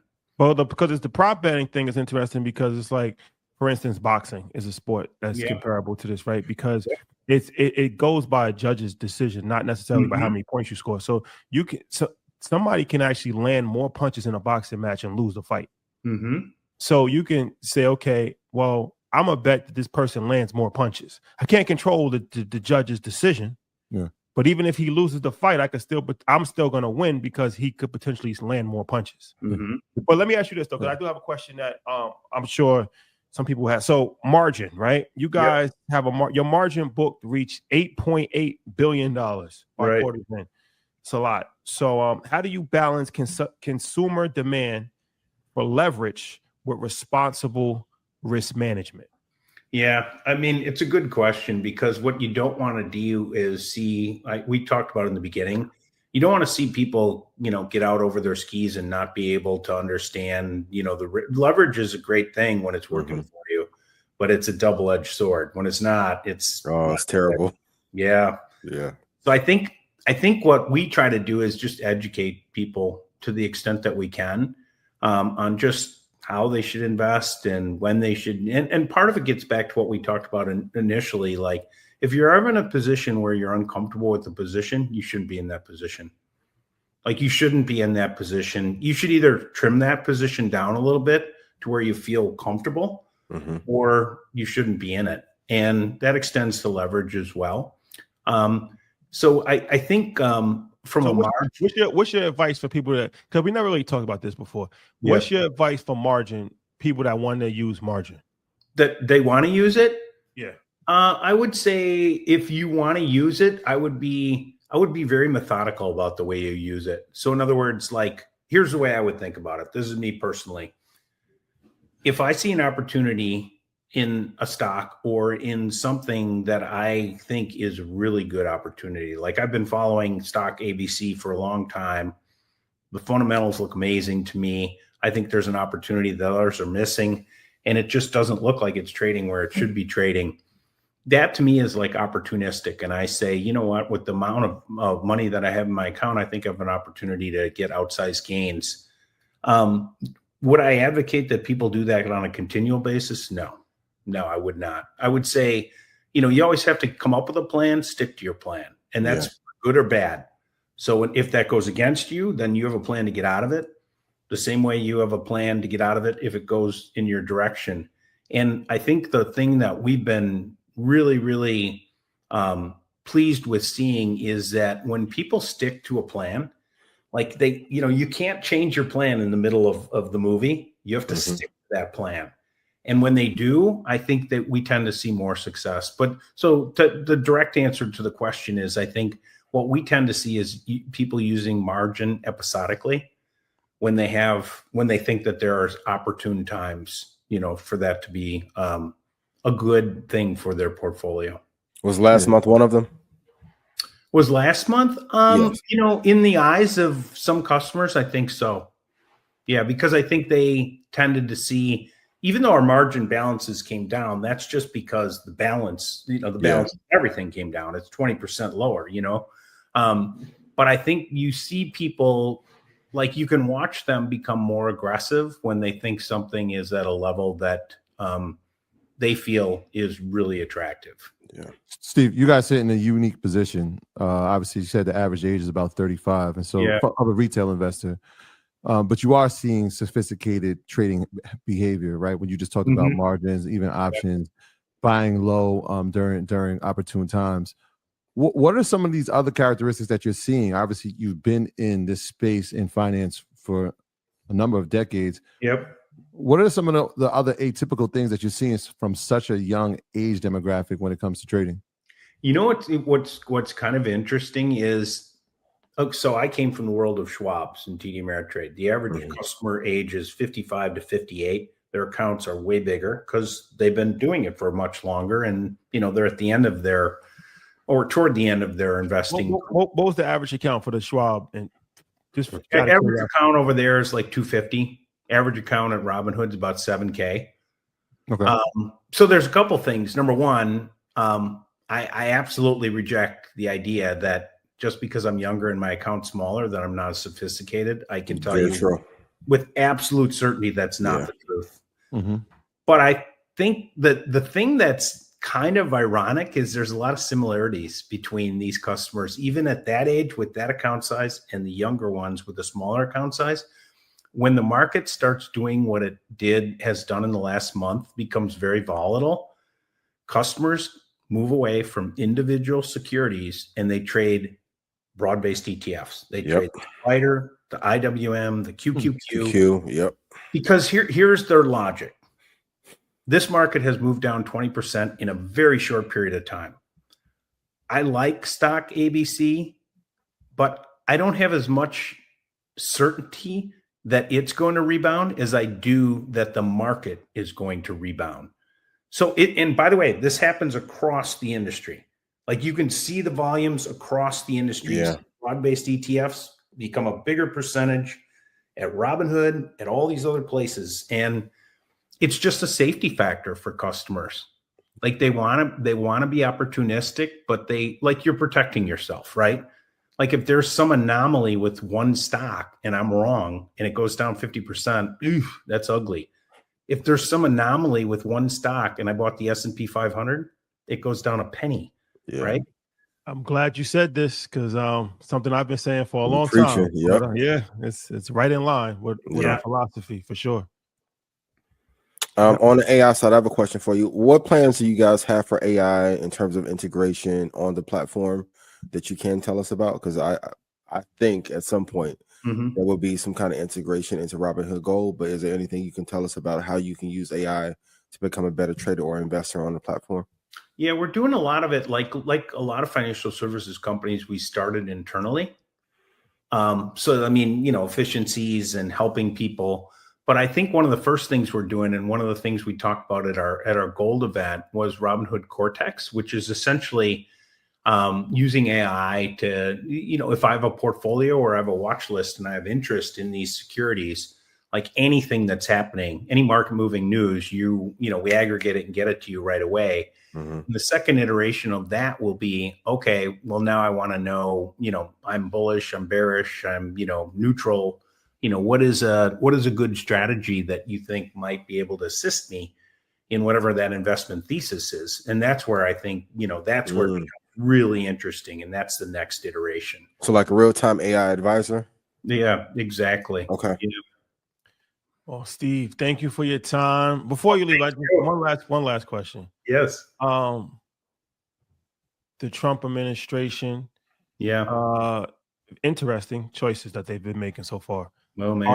Are you bullish or are you bearish on the political leadership as far as how it's going to impact the stock market?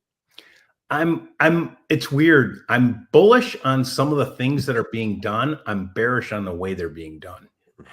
Same. I'm actually bullish on some of the things. I think some of the things needed to be addressed. I just don't like the way they're being addressed. And I would also argue that, like, in the interest of, like, stop telling us that it's all going to be good and, and that we should understand what the changes are. Nobody understands. No one gets it. I mean, even the CEOs. Like the Hollywood tariff. What? Including the person saying it. Yeah. I have more clarity on how much water my shower can flow now than I do on what tariffs are going to be in some country. So I would argue, like let's get the messaging down so that we're all in the market all the time. Like, what we don't like is uncertainty, and give us the rules and we'll play them, right? So, well, Steve, we appreciate you. I appreciate you so much, man. As always, sending love to Vlad and Nora and the entire team. Yes. We look forward to seeing you guys again. All right. Thanks again. Thanks for having me. I appreciate you. Brother. Appreciate you so much. There you have it. It's interesting. Yeah. It sounded very similar to Steve Eisman when he was saying that I agree with some of the things. I just don't like how they're being executed. Yeah, execution is off. Same sentiment. Yep. Yeah. And ETF, flight to safety. Something that we've championed. Rashad has been saying. I've been saying. Which ones? VOO, VTI, VGT, QQQ. Yeah. IWM if you want Russell exposure. There's international ETFs. Investing is not that hard unless you just the last presentation was pretty much based on that. Like, it literally said these are the ones. Because of exactly what he's talking about. So that's interesting. In times of uncertainty, you got to have some level of, protection. And like you said, when things go down, you want to. I know the stock market's going to go up. I don't know if this company's going to go up. Yeah. Right. Like that's a difference. I know the general NASDAQ will go up. I don't know if this one individual tech stock is going to go up. Yeah. I think it's interesting too. We can see this as we go out and we see people more that idea of the market's going down, I'm losing money, I'm taking my money out, I'm never doing this again. Yeah, it's going away. You don't hear that anymore. It's like, oh, the market's down, this is an opportune time to buy, which is like, that's really encouraging. Well, buy the dip is something that was actually championed during the crypto run of 2017. Yeah. Buy the dip is something that, has become part of cultural vernacular. So I think, like he said, people are buying the dip. $18 billion was poured in. I think that's a record-breaking quarter for them.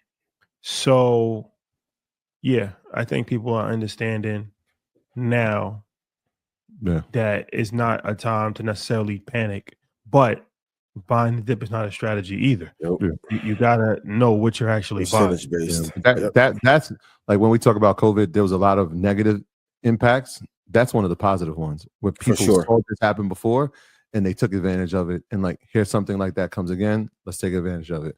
Yeah. And go to quality, because even like a company like Zoom or Zillow, they haven't recovered, but the cream shall rise to the top. I know a lot of people were fans of GameStop, but just buy quality. And if you don't know what to do, go to indexes and ETFs. It's going to be for those of you who are starting out and you're fearful.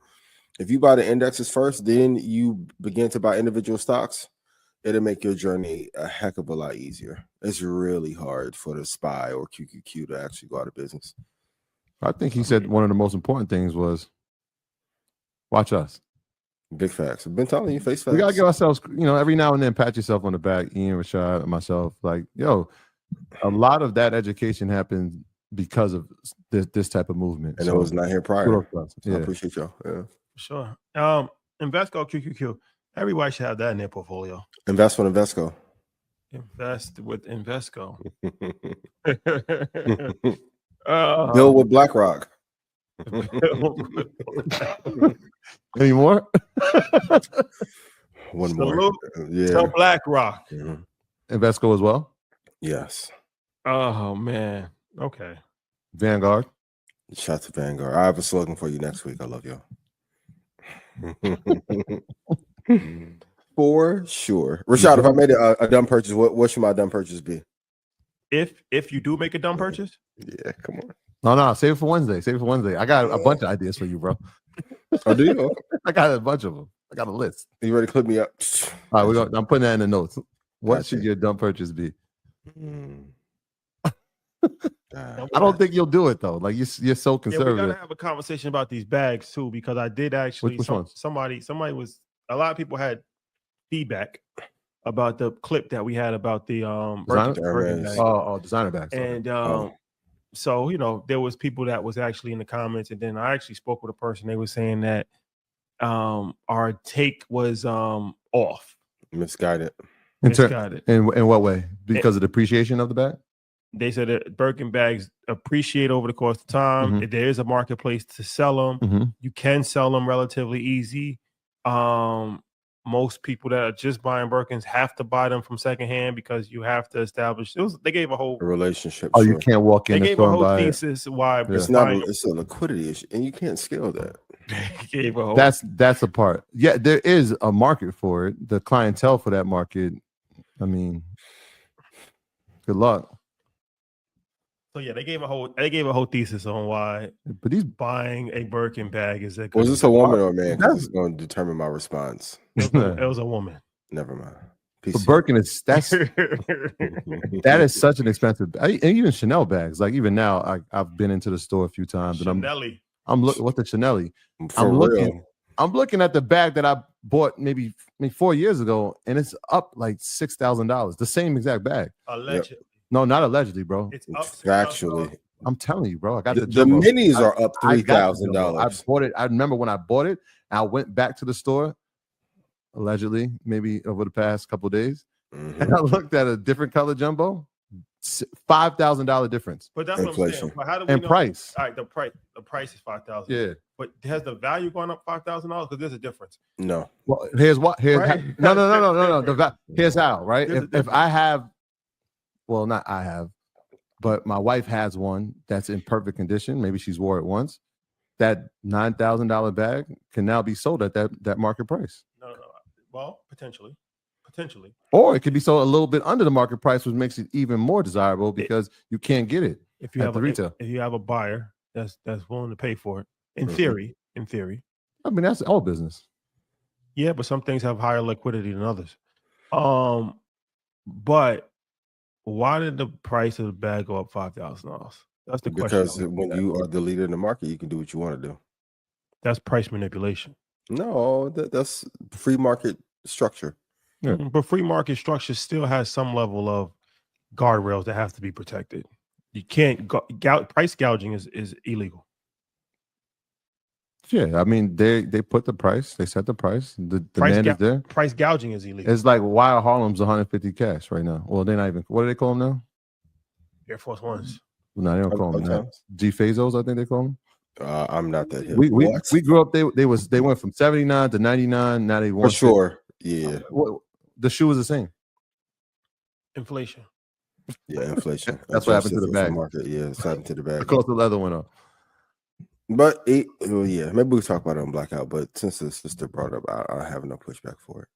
Yeah, well, how did we just skip to Birkin? Like, when did people just like, oh, I'm buying Birkin bags? Like, I mean, having a $30,000 bag and without $30,000 in savings or investing is a mistake. Without 200 in your purse.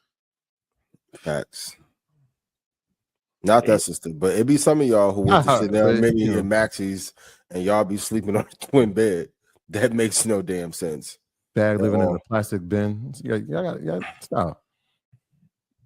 No knock to anybody that's doing that. No. But if y'all having an auction soon, you call me. I could be conservative. But for their defense, they'll say, okay, you say that the Birkin, but there's a lot of dudes with bust down Cuban chains that have never opened a brokerage account either. It's true. We're not knocking $100,000 worth in person. They have $100,000 in questionable jury. Y'all having fake Moisanites is crazy. Questionable jury, to say the least. Yeah. With no real estate portfolio and no brokerage account. No stops. No life insurance. That happens all the time. Mm-hmm. They equally need to be educated. For sure. What's worse? The dudes, for sure. That's quite because we don't know. The dude's over index. Yeah. Was the Birkin gifted? The Birkin was probably gifted. More than likely. From the dude who bought the chain. Yeah. Hey, ladies, I ain't talked about it on Blackout, but if you can get you a little simp, get you a Birkin and resell it, I'm not mad at it. You eased up on the simps. You have. You have. You just shouldn't do it, but what do I know? Okay. But Troy, Wednesday, conservative Charlie. I mean, come on my bad, you know. All right. We got some ideas. Liquidity event. What about the price of oil? Oil prices have dipped around $58 a barrel. What's your forecast for crude from here, and how much lower can it go? Worst case scenario, I think crude can get to $39.93. It may take 5 or 6 months to get there. If we get there, amazing buying opportunity. If you are trading the crude market or buying the long term, and then probably by next summer we'll be back up to the 90s. So crude is very cyclical. They go in these big cycles of years. I remember when oil went negative. I don't know how the hell that happened in the futures market. First time in history.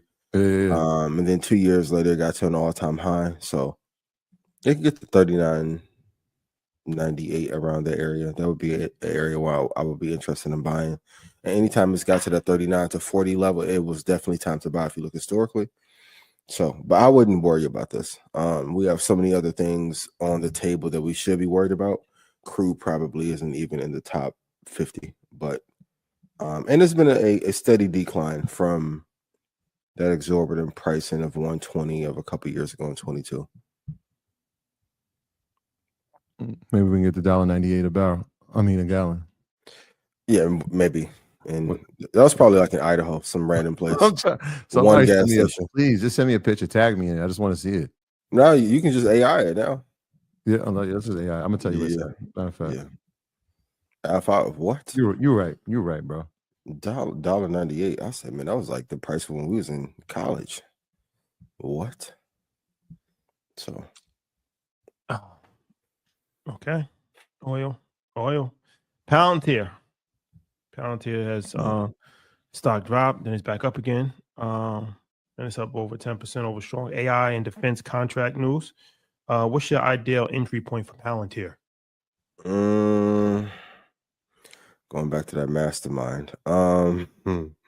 If I can get it at 65, 61, or even at 98, 93, I would love it.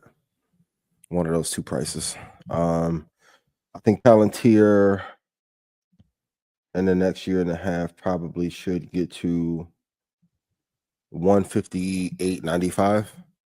For more reasons, I still don't love it, as I said from the very beginning. But if you look at Alex and then the person who is the chairman of it, you cannot argue with their path and track record.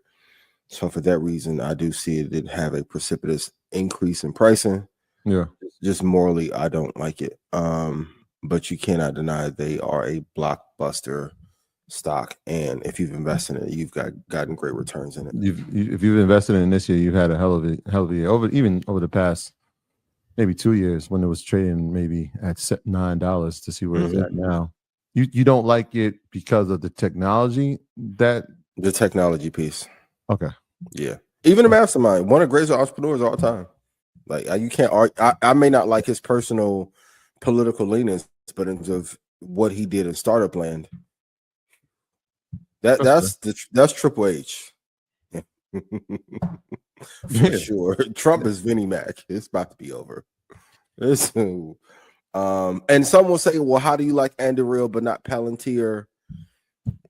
I just think that the way things have been done in terms of how we are policed, that is going to scale 100x because of that software. Now, if I'm leaning towards that political leaning, brilliant software. Microsoft too. So if I wasn't black, I probably would love it. For sure. Government contractor. And another thing too about this bag situation is that goes bought a back. bag and got finessed? No. This goes back to white supremacy also, because they convinced you that anything that has a European designer name on it is better. Swiss chocolate comes from Ghana. All of these leathers from Italy comes from Nigeria. So this is something we was at dinner the other day, and they were saying like Vladimir Putin has said this about African leaders before, and it's true. And he was like, it amazes me when an African gets money. When an African gets money, he sends their children to go to school in Britain or Switzerland, and they go shopping in Paris, and they go on vacations in Italy. But when they want to when they die, they want to get buried in their village. So wait, Putin said that? Yeah. So it's one of these things, and the same thing with black people in America, right? Like you're seeking the validation of other people. You can't wait to go to a fashion show or wear.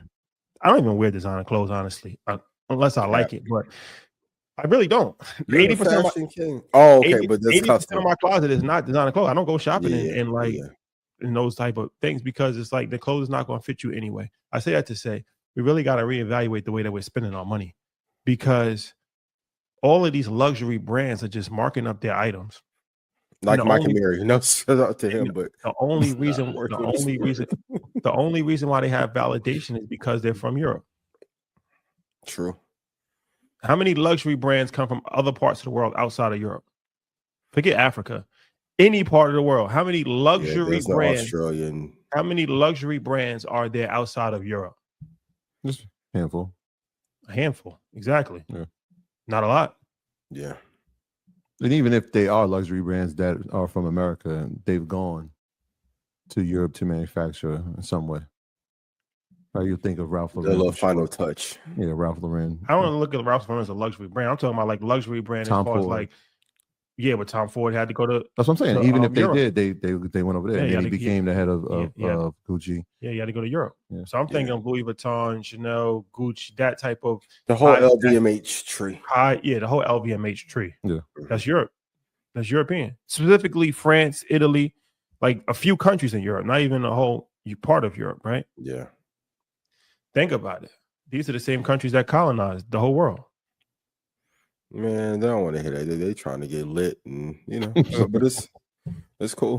Gucci man. You see that stock price, but now for real, when you go to that organization chart or what LVMH on, I'm like, all that culture talk, they own the culture. Oh yeah, they own the culture. Like all that, we need to come together. You see that family tree? Oh man, they look like that Rock Nation tree. Y'all pour all your money into there, and then be like, yo, what you drinking? All same family. Stock club too much. Once I found, I wanted to text Chubbs. Y'all paying $12,000 for them Chrome Heart jeans? Is that what they look like? What? It look like Edge used to wear them in WWF. I said, them not even at 12,000. It's 12,000 for a pair? Damn. Yes. An emergency come up. You can't give your kid 12. That's crazy to me. That's crazy. That I did not know that. Wow. I said, wow, the boy got over on y'all. I'm with Kendrick on this one. Shot Drake, but yeah. So Ian, the AI has spoken. The national average for regular gasoline is approximately $3.17 per gallon. The lowest state average is found in Mississippi, $2.75, followed by Oklahoma and Tennessee. Recent claims suggesting that gas has dropped below $2 per gallon have been fact-checked and found to be completely inaccurate. We all have misspoken. I have two squares. Yeah, it's a slight mishap. So. Slight mishap. It's a mishap. It's okay. Yeah. We'll forgive. Yeah. But a good trade. I know y'all be asking, when is a black company going to go publicly traded? It's hard to do so when y'all give all your money to those other brands. That's a fact. Go invest in LVMH. Or when you openly support. How many black jewelers do you know? 1, 2. Once again, they convinced you. Diamond District, that's just a random street in New York City, but they convinced you that you have to go to the Diamond District in order to actually get the best quality diamonds. Half of the time you're getting ripped off. half of the time. Facts. That's 50%. Yes, not you. I know you got not you. Other 50% of people. Everybody say it wasn't them. So where you getting your diamonds from? You getting your clothes. Your Italian leather comes from Nigeria. Your Swiss chocolate comes from Ghana. The Israeli diamonds comes from South Africa. What you notice a common theme here? Yeah. Yep. And I get the criticism, but a lot of y'all be giving a lot of money to them other cultures at scale and be coming right to InvestFest talking about we need to get together as a black group. Habitually. What? Okay. Can I run down some earnings? For sure. Let's do that, man. Obviously, Palantir and HIMS, and we'll talk. HIMS is interesting, and I said we would bring it up a little bit earlier, but started out as a telehealth company for erectile dysfunction, and now has turned into something. There's a lot of y'all who drank too much Moet and had an issue too. That's why HIMS on the rise.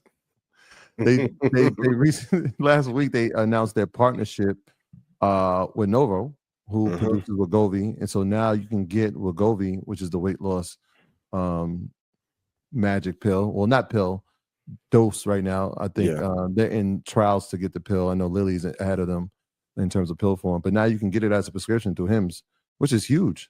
Because I think HIMS was trying to establish their own weight loss drug. So now to have a partner like them, that does make HIMS a very interesting prospect over the next 2 to 5 years for sure, as weight loss pills and weight loss solutions become more paramount than ever. So that was today. Tuesday, I don't know if you said dead or not, but AMD will be reporting. So we'll be anxiously watching that. I'm interested to see how obviously we know where they are in the GPU market, but the CPU market is going to be important from a graphic standpoint. So we'll see where they're at. Super Micro will be reporting as well. We already know what they're going to be reporting. Obviously, they had to put their paperwork in, and they filed in time, but we'll see what the future guidance looks like for them. Arista Networks will be reporting as well on Tuesday. Wednesday, big day. We got Disney. ARM will be reporting. Vistra, AppLovin, a company that we said that had an incredible run and looks like to be rebounding, will be reporting as well on Wednesday. And then Uber is a company we got to definitely watch. Thursday, we got Shopify, Coinbase, DraftKings. This is that quarter where you're going to have the playoffs from the NFL and all that betting, and you're going to have March Madness and the Masters. All these prop bets that happen during this quarter will be part of this, and so that should be an interesting quarter for DraftKings and Cloudflare. We talked about security in the AWS. I mean, not the cloud economy. Cloudflare as a company we definitely have spoken about before, and they'll be reporting on Thursday as well. Uber's almost at its all-time high. It's at 86.22 right now. So they're doing incredibly well. If I can put a pair trade together, I would short Pfizer probably down to 17 and be long HIMS. Some of these legacy companies are just managing things incorrectly. So a few people have been asking me for a few weeks about HIMS. I do like the company. I can see it probably running into resistance around $60. But if you're long HIMS now, I would stay in, but I would definitely be short Pfizer. Yeah, it feels like that might be the way of in terms of doctor visits going forward. During the pandemic, we saw it happen. We couldn't go. You had to do telehealth. But now they can do the telehealth. You get to have a consultation with a medical professional, and then they can also provide prescription for you. So that's pretty interesting. Pfizer hasn't had another blockbuster drug in a while either. Once they lost the license to Viagra, it's tough. The blue pill. Yeah, having desire and then not having your dick work after is crazy. You focused on the wrong shit, my boy. Get your mind right. For real. Get your mind right. I'll be wearing stiff-legged jeans and don't be stiff when it matters. You crazy. Hey, yo. Pause. Yo, that's wild. That's wild. Clip it up. Clippers, go to work. So what is What's your review of Trump's first 100 days in office? I'm not qualified enough to answer this profoundly because I'm not a political expert. So I'll tally it back to you out there. If I would give him a grade, I would give him probably C-. I think great idea on paper, horrible execution. And the fact that even if you don't like the political leanings of those who may have supported him, he has an amazing cohort of people he could have leaned on for advice in business and the political sphere. And just from what I heard, he just like Kanye. One day he'll stick to one thought and he'll meet with somebody else and it's out the window. So underperformed for me. You gave him a C-. Yeah. Very lenient. Yeah, very bell curve. You got a grade for him? For Trump? Yeah. I mean, I don't think it's gradable. I don't think it's gradable. That's why I rock with Shotty, not in. He keep it real for the people. Because grading, when you go grading, you're participating in the system. Right. So a grade to me means I'm showing up to class and I'm taking the test and I'm actually doing my homework. And then based off of my performance, that's how I'm going to get graded. Oh, you don't show up and then fail. Well, he's been there in Mar-a-Lago. NA, not applicable. So I don't think anybody has the authority to grade him. That goes back to another thing too. Like you got to have a superior to actually grade you, right? That's a bar. Hold on. The public. Nope. Nope. That's a shot in the heart, but that's a great point. Nope. The public is not powerful enough to what do you think the people that selected him think his grade is? He's above reproach. Hate him or love him, he's above reproach. Because he's done things that we've never seen with no apology.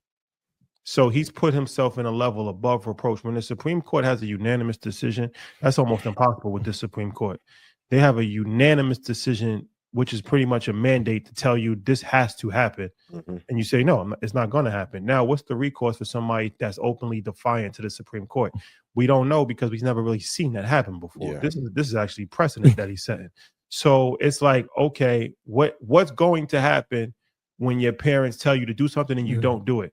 You put them in a situation where now it's awkward. Because before that... No, it's not. My mom was putting both the ass on. Well, until they don't. Because before that, there's no precedent because it's like the precedent is the Supreme Court has to tell you what to do, right? Yeah. But what are we going to do? Arrest them, hold them in contempt, have the military come? No, that's not going to happen. He's already positioned the military to be on his side. For sure. He didn't say no yet. He said that he doesn't know, and he has lawyers who told him that he shouldn't do anything just yet. He literally said that he's not coming back. He literally said that. He literally said no. And so then that's when they asked the wrong person. Yeah. After he said that, then they asked him, well, the Supreme Court has said this. Are you not going to abide by what the Supreme Court says? And he says, I don't know. I have lawyers who told me I should just let them handle it. What do you mean? No, he's not doing it. I'm not doing it. No. And then he put a tweet out that said, no, he's not coming back. So whether you like the situation, you don't like the situation, it's unprecedented. The idea of checks and balances is out the window. That's when somebody said can override something that is supposed to be the law of the land and the voice of the land, and say no, I'm not doing that.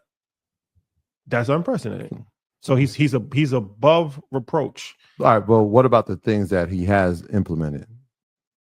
What about him? The grade. So, like on a tariff, would you give that? You can grade that?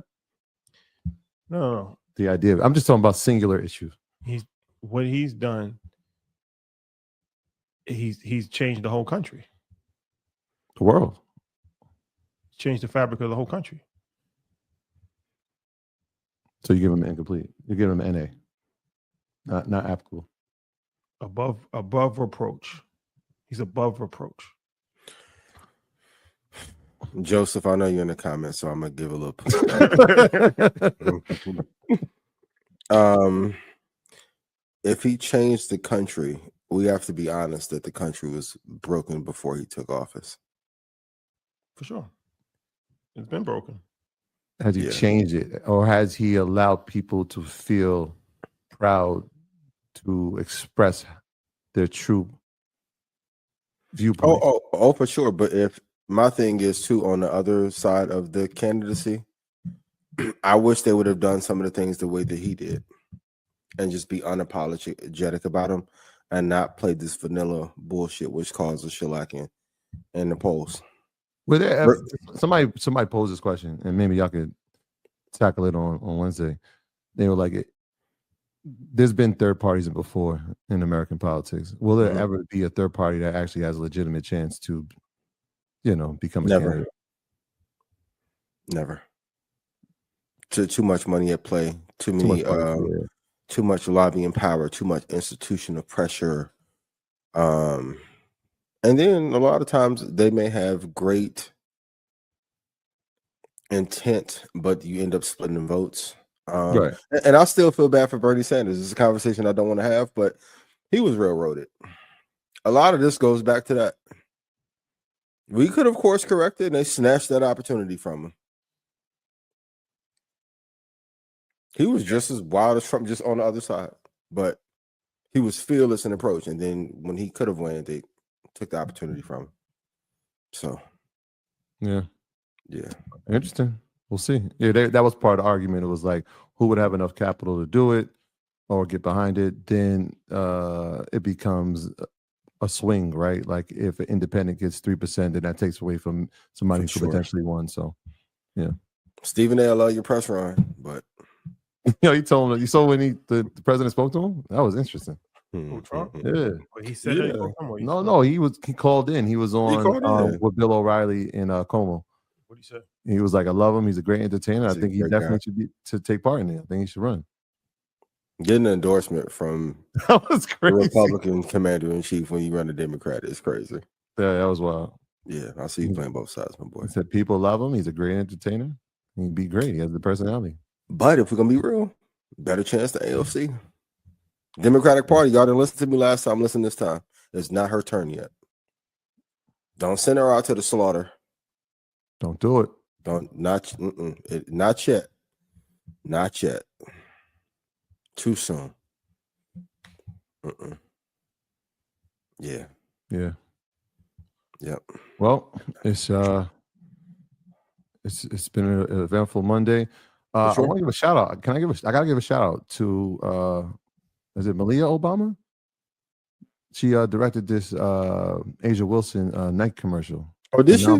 Phenomenal. Okay. That A1 commercial. If y'all haven't seen it, go check it out. I love Asia Wilson. I think she's an incredible player. Yeah. Shoe is fire.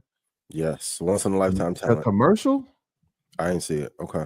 Yeah. It's one of them. And then I didn't even know she was the director of it until after, and I was like, oh wow. Yeah, they got this one. This is a good campaign. Yeah, shout out to Malia. And shout out to Asia Wilson. I know the WNBA is about to start in a few weeks. Yeah. Yeah. Okay. Yeah, I killed Shotty for his take on Caitlyn, but it's panning out. It's panning out. I'm gonna add to the topic list. Today's May 5th, which there's a huge trial that's starting here in New York City. So maybe we'll talk about that on Wednesday. Did he? Okay. Yeah. They're picking the jurors today. Well, and tomorrow, and I think proceedings start on Thursday. For sure. Okay. Yeah. Be mindful, ladies and gentlemen. Get your tickets to InvestFast, investfast.com. You deserve to be rich. It's true. IanInvest.com. Yes. Shout out to the brand. Hey, send my XL. Send my shirt to Shotty P.O. Box, please. A 4-pack. Please. D. Perico. Thursday 6. Y'all some LA legends, y'all. LA Leakers too. No, I'm joking. I love LA Leakers. Y'all on the run. A historic documentarian of LA history. That's a fact. Appreciate it. Cali love. All right. All right, guys. It's been real. It's been real. Happy birthday again, honey. I love you. My Chanel Connect. I appreciate you. You the reason the price of the bag's going up, my boy. Y'all be good, man. Love is love. Oh, wait. We can't go, fellas. We can't go. How wrong would we be if we didn't recognize the most important women in our lives? Yes. Happy Mother's Day. Advance to all of the women in our world, in your world. I mean, where would we be without our mothers? Love is love. I got my day planned out already. So happy Mother's Day to all the mothers out there. We love you. We love you. Yes. We love you. Shout out to my mother. Appreciate you. Love you, man. Shout out to the mothers out there. Without you, it would be nothing. Fellas, if you haven't started your shopping, they be planning on the express delivery. So order tonight. Yeah, you got it. Yeah. It'll tell you arrives before Mother's Day on the shipping. So yeah, make sure y'all take care of that.